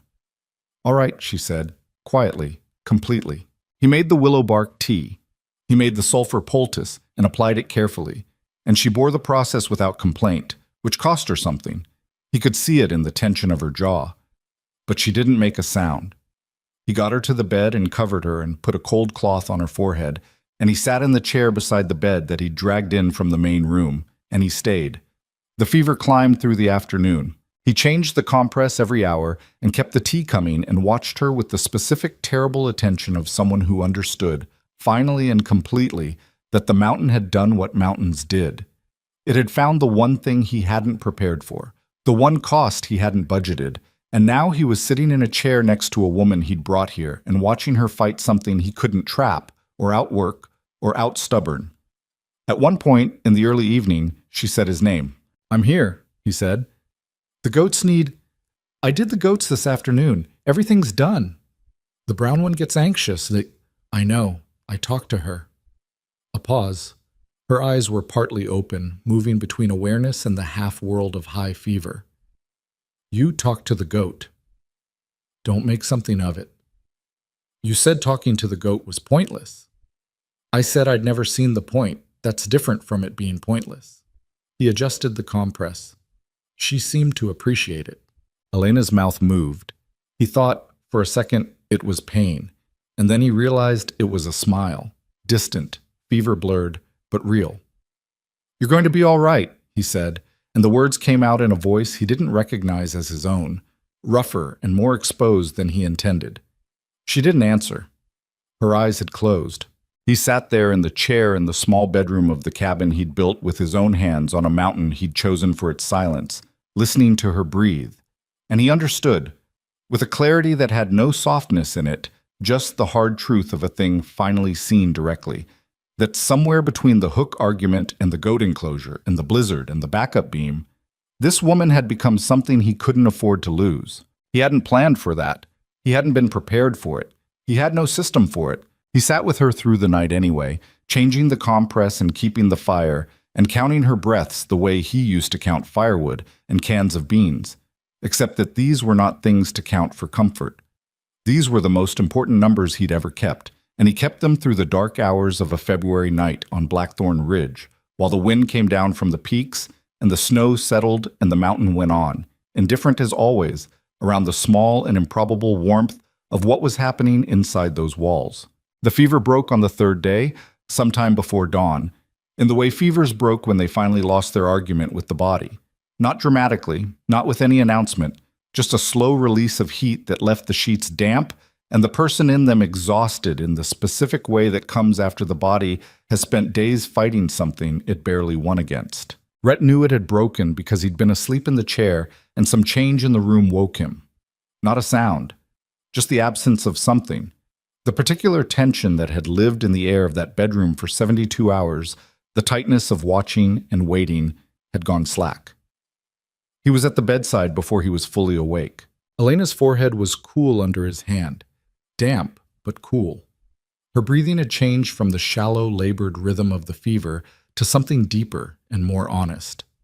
He sat there with his hand on her forehead for longer than was necessary for confirmation, just because putting it back in his lap felt like a harder thing to do than it should have. He was still sitting there when she opened her eyes. She blinked at the ceiling. Then she turned her head and found him, and her expression went through several things in quick succession: confusion, orientation, and then something more complicated when she registered what she was seeing. A man in a chair pulled up to her bedside, still in yesterday's clothes, with the specific wrecked look of someone who hadn't slept more than 2 hours at a stretch in 3 days. "You look terrible," she said. Her voice was rough and thin, but it was her voice, the real one, not the fever-blurred approximation he'd been listening to.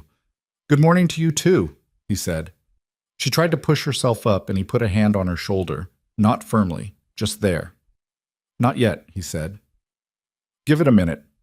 She let herself back down, which told him how weak she still was. The Elena he'd come to know over the past 2 months did not accept being pushed back down easily.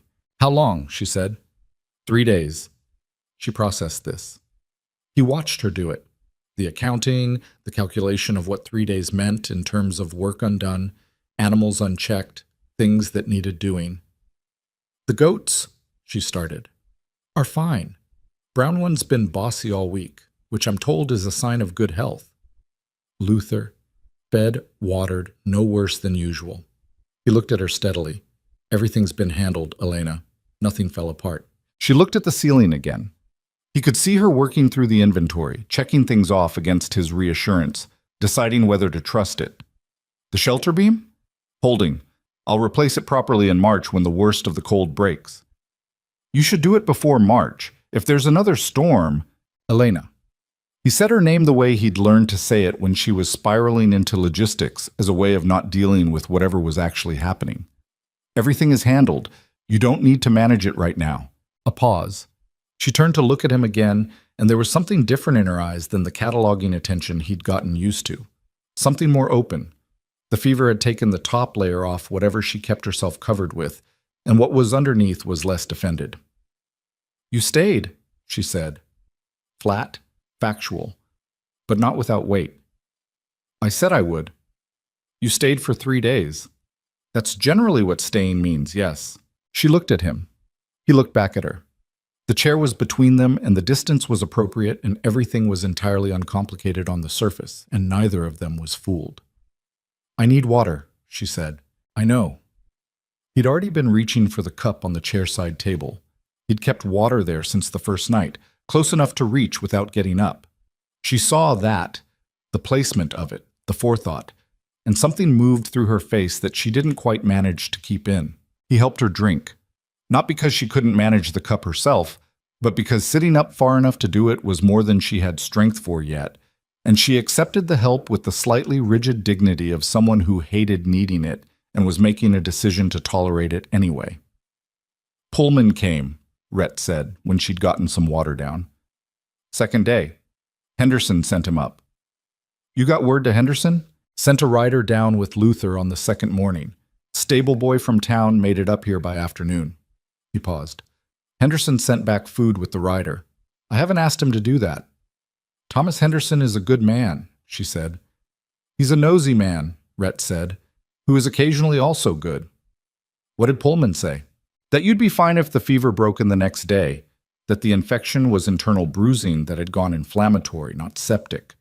He said the words carefully because they were still close enough to the bad version that he could feel the near miss of them. He left a powder. "You'll need it for another week." She nodded.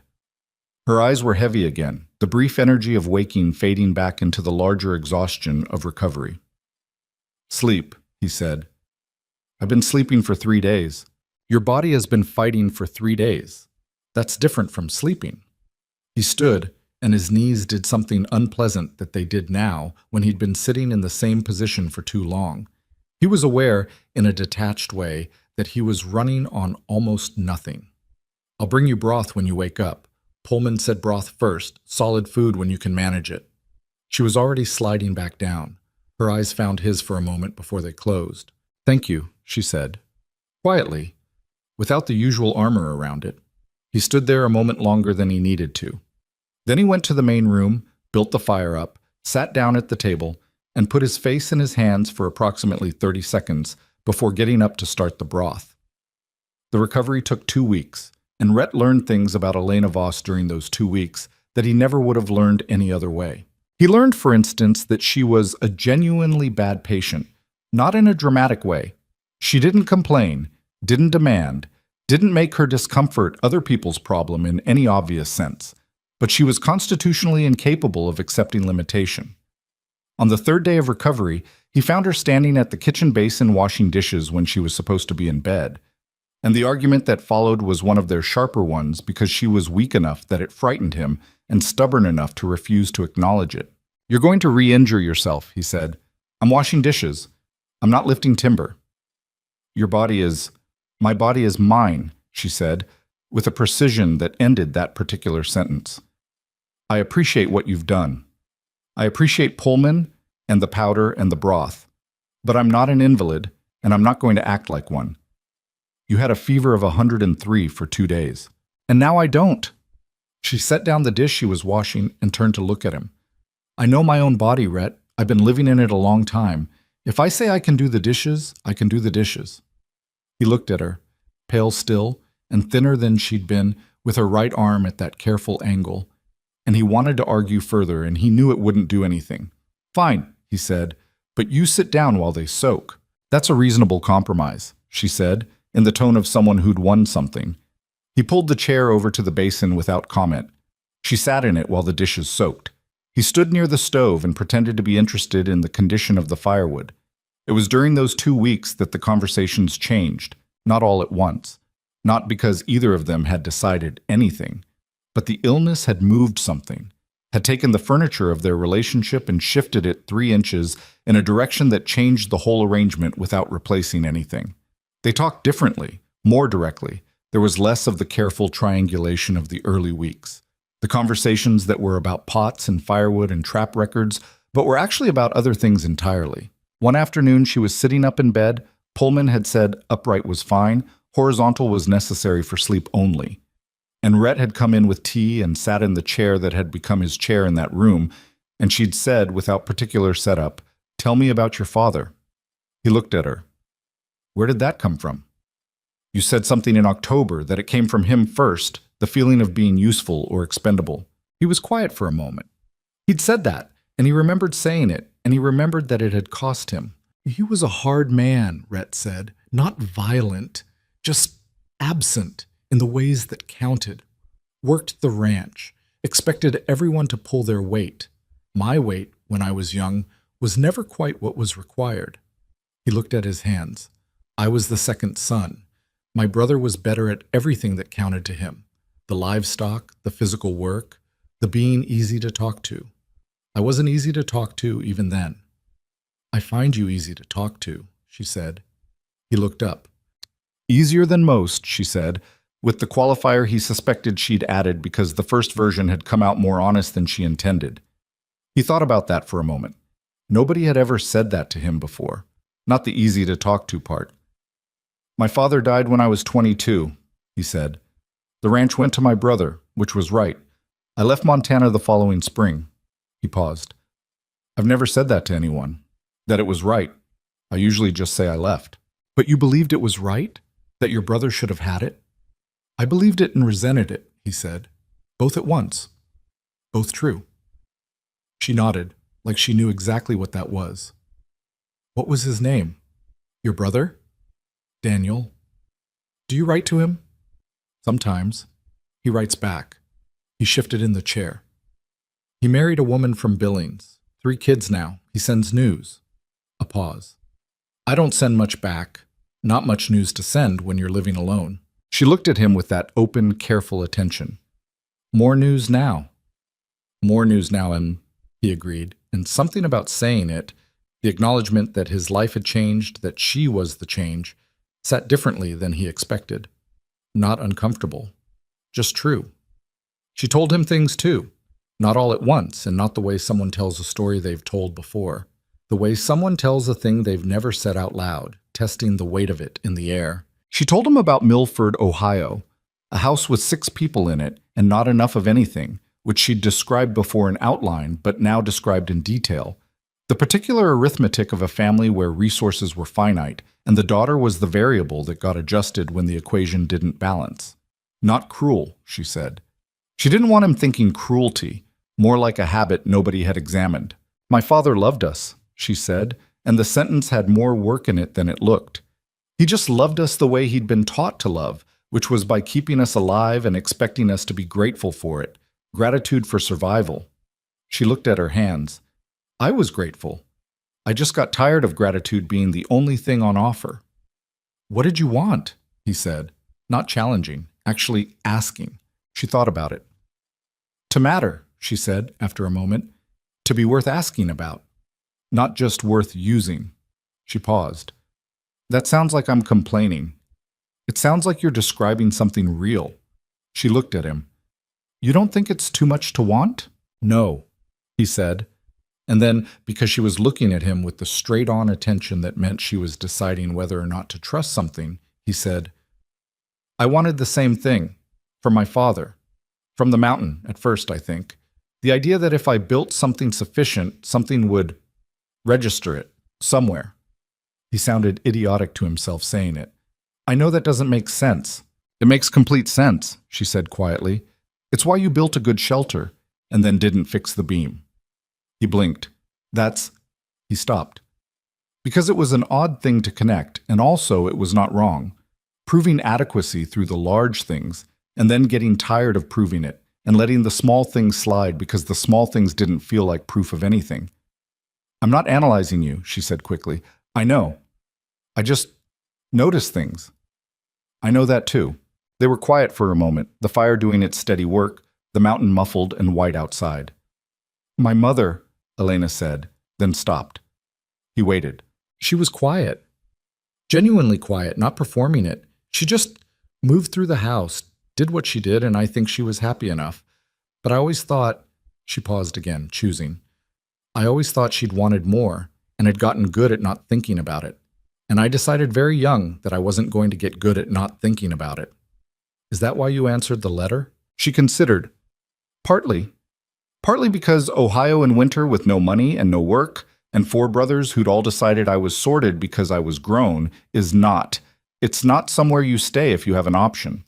She looked up at him. But also, yes. The letter said remote and hard and honest, and I thought, that's somewhere a person could be themselves without having to perform something softer. You thought a mountain trapper's homestead was somewhere you could be yourself, he said. Don't say it like that.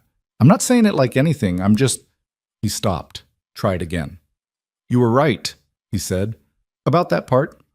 Whatever else. She looked at him. The afternoon light was coming in thin and pale through the window, and she was still pale from the fever, and she looked at him with those sharp, honest eyes. And he felt the looking in a way that had become, over the past weeks, something he was running out of ways to be casual about. Whatever else, she repeated. We're not easy with each other, he said. We're not going to be. No. But... He stopped at the edge of what he was about to say, and for a moment he genuinely considered not saying it. And then he thought about 3 days in that chair, and counting her breaths, and putting the water cup within reach before she knew she'd need it. I don't want easy, he said. I didn't know that until recently, but I don't. She was very still. I want... He stopped again. He was not a man who said things like this. He'd spent 34 years not saying things like this, and the practice of not saying had become so ingrained that finding the way through it was like breaking ice.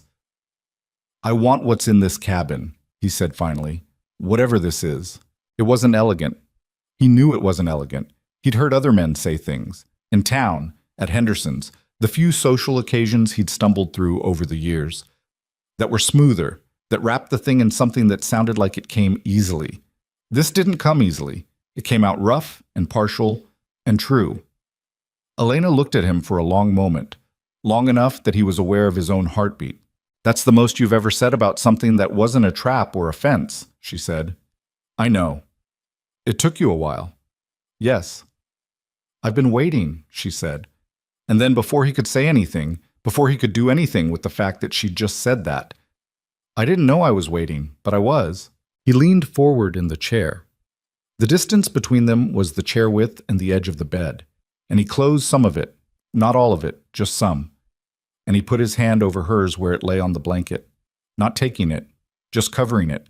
She looked at his hand on hers. She turned her hand over slowly, and her fingers closed around his. They sat like that. Neither of them said anything else for a while, and the fire burned, and the mountain was quiet outside, and Rhett thought about how nothing in his life had prepared him for this specific moment, and how that was the most honest thing he could say about it. The second week of her recovery, she started getting around the cabin properly. Carefully, and with a conservatism she wouldn't have admitted to, but she was managing the kitchen and the light animal work and 3/4 of the daily routine. Rhett had adjusted without quite deciding to, doing more of the outdoor heavy work than usual without making a point of it, doing less of it than he would have if she weren't recovering, finding the balance through observation rather than conversation because that was how they found most things. One morning he came in from the lines to find her standing at the window, looking out at the yard with an expression he hadn't seen on her before, softer than her usual watchful attention, something more like rest. "The snow's different," she said when she heard him come in. "Different how?" "The light, the way it sits." She tilted her head. "It's still cold, but it's not the same cold as a month ago. Something's changing." He looked out the window beside her. She wasn't wrong. February was almost done, and there was a quality to the afternoon light that was different from the relentless flat white of deep winter. Something with more angle to it, a suggestion that the sun was starting to mean it again. "The worst of it's past," he said. She let out a breath, long and slow, the kind that carried a lot. "I was afraid," she said. Not past tense, present tense, still in it slightly. "After the blizzard, I didn't say it." "I know you didn't." "I don't usually say that. I was afraid. I don't usually say that." "You don't have to say it all the time." He stood beside her at the window. "You can say it here." She turned her head and looked at him. That direct, straight-on look that had unsettled him on the first day at Henderson's, and that he'd come to think of as one of the most honest things about her. "I thought about what you said," she said. "What's in this cabin? Whatever this is." "I've been thinking about it too," he said. "I'm not easy," she said. "I know I'm not." "Neither am I. We've established that thoroughly." "We have." She looked back out the window. "I've made myself small for people before," she said. "I told you that. And I've told myself every time afterward that I wouldn't do it again, and then the situation would seem like it required it, and I'd do it again." A pause. "I haven't done it here." "No," he said. "You haven't." "I don't know if that's because of you or because I finally couldn't anymore," she said. Honest, blunt. Elena. "Does it matter?" She thought about it. "It matters to me," she said. "I want to know I chose it, not just that I ran out of other options." He thought about that, about the distinction between choosing something and being left with it, about whether he'd chosen this cabin, this woman, this particular difficult and graced life, or whether he'd arrived at it through a series of smaller choices that had narrowed the field until it was the only thing left. He wasn't sure the difference was as clear as she wanted it to be. He also wasn't sure it mattered the way she thought it did. "You got back on that stagecoach," he said. "In Cutler's Crossing. You could have gotten back on it." She looked at him. "You could have," he said. "I gave you the opening. I said so now while you can still get back on the stagecoach. You looked at it and you didn't." "I needed to leave Ohio." "There were other letters you could have answered," he said. "Other arrangements. You answered mine." She was quiet. "I answered yours because yours was honest," she said. "I told you that." "Yes. And I'm telling you that choosing honest over comfortable when you've been hungry and tired and out of options is still choosing. He paused. He wasn't a man who usually assembled sentences like this. You chose the harder thing, Elena. That's not the same as having no choice. She looked out the window. Something in her face was doing something she wasn't quite managing. You're surprisingly philosophical for a man who thought labeling a chest was too much effort, she said, finally. He felt the laugh before it came. Actual, genuine, the kind he hadn't had in years. And it came out of him, and she turned and saw it. And she laughed too, both of them standing at the window while February loosened its grip on the mountain. And it was one of those moments that isn't remarkable on the surface and is completely remarkable underneath. She got fully well in early March, on a day when the first meltwater started coming off the south-facing slope in a thin, clear trickle. He heard it before he saw it, the sound of water moving freely for the first time in 4 months. And he went to find her already outside with her coat on, standing at the edge of the yard, watching the trickle. That's the start of it, she said. Yeah. He came and stood beside her. Few more weeks and it'll start to look like something. What does it look like when it comes? Green, all at once, almost. You'll think it's not coming, and then it's everywhere. He looked at the slope. The wildflowers come up fast. Lupine, mostly. And the birds come back. He paused. It doesn't look like the same place. She nodded slowly, looking at the slope, imagining it. I want to see that, she said. Simple. Present tense. She wanted to see the mountain in spring. There was no version of that sentence that wasn't a decision. They both knew it. He stood beside her in the cold March air, the first meltwater running off the slope, and he felt the future in a way he hadn't let himself feel anything in a very long time. Not as a calculation of probability or a list of preparations, but as something that pulled forward, something worth moving toward. You will, he said. She looked at him. He was looking at the slope, and he could feel her looking at him, and he didn't turn because he was fairly sure his face was doing something that he wasn't ready to fully account for yet. Her hand found his, not gradually, just directly, the way she did things, no performance of it.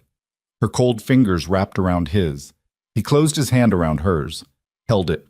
They stood there at the edge of the yard on the first melt day of the year, the mountain holding them in the quiet way it held everything, and Rhett Mercer, who had not expected much from the life he'd built on Blackthorn Ridge, and had certainly not expected this, held on to what had come to him and did not let go. The lupine came up in the second week of April, exactly the way Rhett had said it would. Elena was at the east side of the cabin, working on the kitchen garden plot she'd decided to expand from the modest patch Rhett had kept in previous years. He'd grown what was functional. She had opinions about what was possible. When she looked up and saw it, the slope above the yard had gone, in what seemed like the space of a day, from brown and gray and patchy with old snow to a wash of purple-blue that started at the tree line and ran down toward the flat ground like something poured. She stood with her trowel and looked at it for a long moment. She'd believed him when he described it. She just hadn't understood what he meant until now. Rhett came around the side of the cabin from the shelter. He'd replaced the southwest beam in late March, a 2-day job he'd done with the focused determination of a man settling a debt, and stopped when he saw her standing still, looking up the slope. There it is, he said. You said it would look different, she said. You undersold it. He looked at the slope. I did. Why didn't you say it was like that? I don't know how to describe it usually, I just know it happens. He stood beside her. Every year it surprised me, even knowing it was coming. She looked at him. He was looking at the slope with an expression she'd come to know well, the particular face he made when something moved him, and he hadn't decided whether to let it show. He almost always let it show these days, but the decision still happened. She could see it happening. Not lonely when it looks like that, she said. He turned to look at her. No, he said, not lonely. March had been a month of repair. Not just the shelter beam, though that had been the most urgent. The cabin's east-facing window had a frame that had warped over winter and let in a finger width of cold air. There was fencing down in 2 places along the chicken yard. The water channel from the upper spring needed clearing of debris from the snowmelt. They worked through the list methodically, sometimes together, sometimes separately, in the easy division of labor that had developed between them without either of them formally arranging it. Easy wasn't the right word exactly. They still argued. Elena still had opinions about how things should be done, and Rhett still had habits he hadn't built to accommodate opinions, and those two things still collided on a weekly basis about something. But the arguments had changed in character. They resolved faster. Neither of them went silent for hours afterward. Somewhere between the fever and the meltwater and the hands held at the yard's edge, the arguments had become something more like the way two people who trust each other argue, with less underneath them, less to prove. The hook arrangement, for the record, had been updated to a hybrid of both systems that neither of them had invented separately. Neither of them mentioned this. It was just how the hooks were now. In April, Rhett made his first supply run of the season to Henderson's, and he came back with the usual: flour, salt, coffee, lamp oil, and also with a letter. He set it on the table when he came in, and she looked at it and then at him. "It's addressed to you," he said. The return address was Milford, Ohio. She stood at the table and looked at the letter for a moment without picking it up. He busied himself with the supplies, putting things away, giving her the room of his back. "My brother Thomas," she said finally. "He's the only one who knew where I went." "You don't have to read it now." "I know." She picked it up, turned it over, set it down again. "I haven't written to them. I should have." A pause. "I didn't know what to say." "You could say you're here," he said. Simple. She looked at the letter, then she picked it up and opened it, and he heard the paper, and he kept putting supplies away, and the cabin was quiet. After a while she said, "Thomas got married last November." "That's good news?" "Her name is Agnes. He says she's stubborn and practical and not beautiful in any ordinary way, but that she makes him feel like himself." She paused. "He writes like he's embarrassed by that sentence." "Most men are embarrassed by those sentences," Rhett said. She almost smiled. He heard it. "He asks if I'm all right," she said. "He says he worried about the arrangement, that he didn't say anything before because it wasn't his business, but that he worried." "Are you going to write back?" "Yes." She folded the letter carefully. "I'm going to tell him I'm all right." She looked up. "Because I am." She said it plainly, the way she said most things. But he felt it anyway. The weight of those 3 words from a woman who had spent the better part of a year learning, slowly and painfully and without any guarantee of the outcome, that all right was something she was allowed to be. He told her about Daniel that evening, not because the letter required it, but because the letter had opened a door, and he'd been standing in front of it for a while. And he went through it. He told her about the note he'd gotten from his brother in January, which he hadn't mentioned, partly because January had been consuming and partly because he didn't know what to do with it. A note that was short and direct in the way Daniel's letters always were. "Heard you took a wife. Glad of it. Send news when you have some." "You didn't tell me you'd gotten a letter," she said. "I was going to." She gave him a look. "I didn't know how to bring it up," he said. "We were still—" He searched for the right word. "Still working things out." "We're always working things out," she said. "That doesn't mean you don't tell me things." I know that now." "Write to Daniel," she said. Not a question. "I was planning to." "Rhett." "This week," he said. "I'll write to him this week. Tell him about the shelter beam," she said. "Tell him about the lupine. Tell him—" She paused and something moved through her expression. "Tell him you have news." He wrote to Daniel on a Tuesday in the 3rd week of April, and he sat at the table for an hour before he started because he hadn't written a real letter to his brother in going on 4 years. He wrote about the beam and the winter and the blizzard. He wrote about the marten population on the North Slope and his intention to shift the lines before next fall. And then he sat for a while and wrote, in the flat handwriting of a man not accustomed to writing about such things, that Elena was the most capable and difficult and honest person he'd ever shared a space with, and that sharing the space had turned out to be the best decision he'd made on the mountain, which was saying something given that the mountain had been mostly good decisions. He sealed the letter before he could revise it into something more guarded. Elena read it before he sealed it, because he handed it to her, and she sat at the table and read it and handed it back without saying anything. But when she stood up to go start supper, there was a quality to the way she moved through the kitchen that he recognized as her version of happiness. Not performed, not announced, just present in the way she held herself. Spring on Blackthorn Ridge was not gentle. He'd told her this, and she'd understood it intellectually, and the reality of it was still a different thing. The snowmelt made the yard a mud problem for 3 weeks. The animals, cooped up through winter, were deeply opinionated about the change in routine.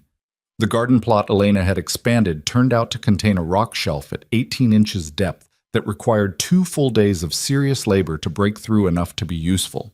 And the labor opened Elena's healing side enough that she'd spent one evening moving carefully and refusing to admit it until Rhett sat down across from her and waited. And eventually she'd said, "It's sore." And he'd said, "I know." And she'd said, "I overdid it." And he'd said, "I know that too." And that had been the whole conversation, and she'd let him wrap it again without argument. The rock shelf, once broken through, produced the best draining soil on the property. She'd been right about the garden expansion. He told her so. She said she frequently was. He said she didn't have to be smug about it. She said she wasn't being smug, she was being accurate, and he'd had to concede the distinction. Henderson came up to the ridge in May, which he'd never done before.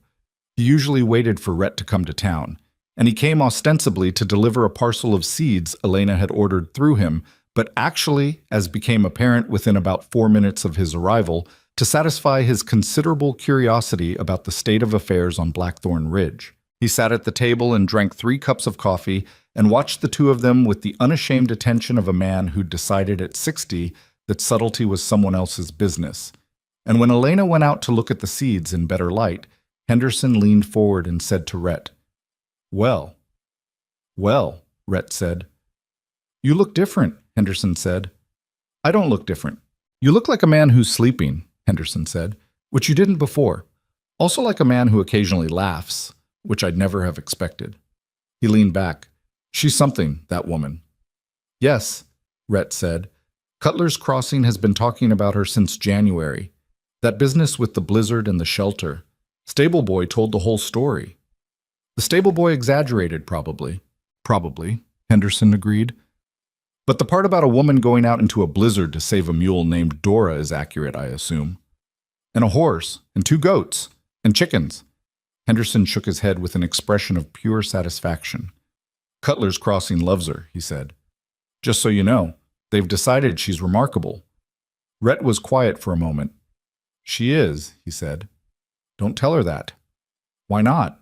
"Because she'll argue about the assessment for 20 minutes and then feel awkward about it for a week." Henderson laughed so hard he spilled his coffee. He was still laughing when Elena came back in with the seeds, and she looked at Rhett with a narrow expression that said she knew she'd been discussed. "What did you say?" she said. "Nothing that wasn't true," Henderson offered. "That's somehow more concerning," she said, but she sat down and poured herself coffee and let it go, which was its own measure of how much she'd settled into herself on the mountain. After Henderson left, she and Rhett sat on the cabin's small porch in the late afternoon light, which was finally warm enough to sit in for longer than 5 minutes. The valley below the ridge was green, really green, the aspens having leafed out while they weren't looking. The air smelled like pine and meltwater, and the particular clean smell of a world that had decided to start over. "He said the town talks about me," she said. "Henderson talks to everyone." "Does it bother you?" He thought about it. "No," he said. "It would have before, having people in my business." He looked at the valley. "Doesn't anymore." "Why not?" "Because before there was nothing to talk about," he said. "Nothing worth talking about." She looked at him. He looked back. The afternoon light was the particular gold of late spring, and she was sitting with her coffee and her straight spine and her expression that had more warmth in it now than when she'd arrived, though she'd never have called it that. And he thought about the stagecoach and Henderson's trading post and the hook argument and the fever and her hand in his at the edge of the yard, and he thought, this is what a life looks like when it finally becomes one. "I want to say something," he said. She waited.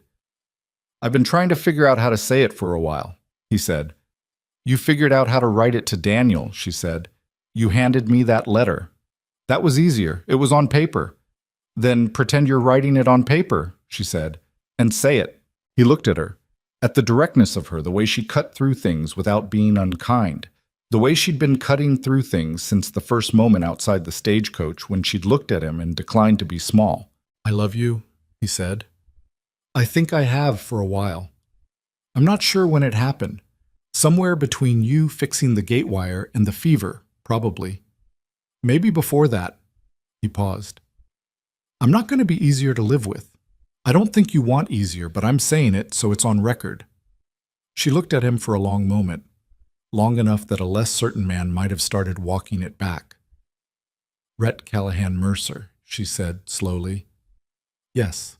You just told me you love me and immediately followed it with a disclaimer about your own personality. I was being accurate.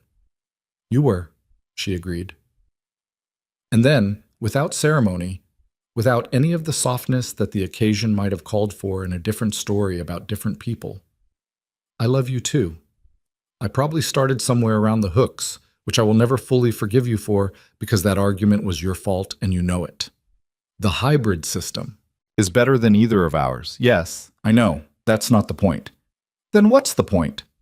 The point, she said, is that I fell in love with a man while arguing with him about kitchen hooks, and I find that personally humiliating, and you should know that I hold you responsible. He laughed. Full and real, the kind that came from somewhere down in the chest. She watched him laugh with the expression she got when he laughed. Something that had no armor in it, open in a way she didn't usually let herself be open. He reached over and took her hand where it rested on her knee. She turned it over and held on. They sat on the porch of the cabin he'd built, and she'd made into something different, looking at the valley going green in the late spring light, and neither of them said anything else for a long time. And the silence was the good kind, the kind you don't have to fill, the kind that's full already. The summer came on fast and generous, the way mountain summers did when they decided to show up. The garden Elena had expanded and fought for, rock shelf and all, produced more than either of them had expected. Not perfectly, not without losing half the early beans to a late frost in June that neither of them had seen coming fast enough. But enough. More than enough. She put up preserves in jars she'd gotten from Henderson, and the kitchen smelled for 2 weeks in August like something that made a man feel, walking through the door, that he'd arrived somewhere. Rhett extended his trap lines in September, the marten population having recovered the way he'd thought it would with the line rotation Elena had suggested back in January. He brought in a better season than the previous 2 years combined. He kept better records of it, organized in a system he'd developed with Elena's input over the summer, which was still his system but had absorbed enough of her logic to be genuinely functional. The chickens, for the record, remained personally offended by everything. The goats, the brown one in particular, had developed the precise relationship with Elena they'd been developing since October, which was absolute loyalty to her and profound suspicion of everyone else, including Rhett, who had talked to them during the fever days and received no credit for it whatsoever. He complained about this to Elena one evening in October, the 1-year mark approaching, the wood stacked and the stores full and the repaired shelter solid. "The brown one lets you do everything," he said. "She bit my sleeve this morning." "She didn't bite it. She grabbed it. There were teeth involved." "She's communicative," Elena said. "She was telling you something. She was telling me she has a favorite, and it isn't me." Elena looked at him with the fully developed version of the almost smile that had taken months to earn. A real one, unguarded, the kind she gave when she wasn't managing anything. "You should have talked to her more in winter." "I talked to her once, during the fever, when you thought she couldn't tell anyone." She raised an eyebrow. She remembered. He stared at the goat, who was looking at him from across the enclosure with an expression that was genuinely somewhat judgmental. "That goat," he said, "is a problem." "That goat," Elena said, "is family." He looked at the goat, at Elena, at the yard, the cabin, the slope above it where the lupine had gone to seed but would come back in spring, where the first thin snow of October was sitting light and exploratory on the highest ground. Family. He'd lived on Blackthorn Ridge for 7 years building adequacy, building enough. A shelter that held, lines that produced, stores that lasted the winter. He'd been so focused on enough that he hadn't noticed what he hadn't built, the thing that made enough worth having. He had it now. It hadn't come gracefully or easily or in any of the ways he might have imagined if he'd been the kind of man who imagined things. It had come through a mail-order letter and a stagecoach and a trading post argument about coffee, and 4 months of fighting about kitchen hooks, and a blizzard that nearly took everything, and a fever that had clarified what everything meant. It had come rough and partial and real. That was the thing nobody told you, Rhett thought. Or maybe they did tell you, and you couldn't hear it until you'd lived it. That the good things rarely came the way you'd have chosen. That they came sideways and expensive, carrying the specific cost of having to become the kind of person who could receive them. He'd had to become someone who could admit he was lonely, someone who could hand a letter to the person he loved and say, "Read this and mean it," someone who could sit in a chair for 3 days and count breaths because counting breaths was the only useful thing left to do. He hadn't been that person when Elena Voss stepped off the stagecoach in Cutler's Crossing. He was reasonably sure she hadn't been entirely herself either.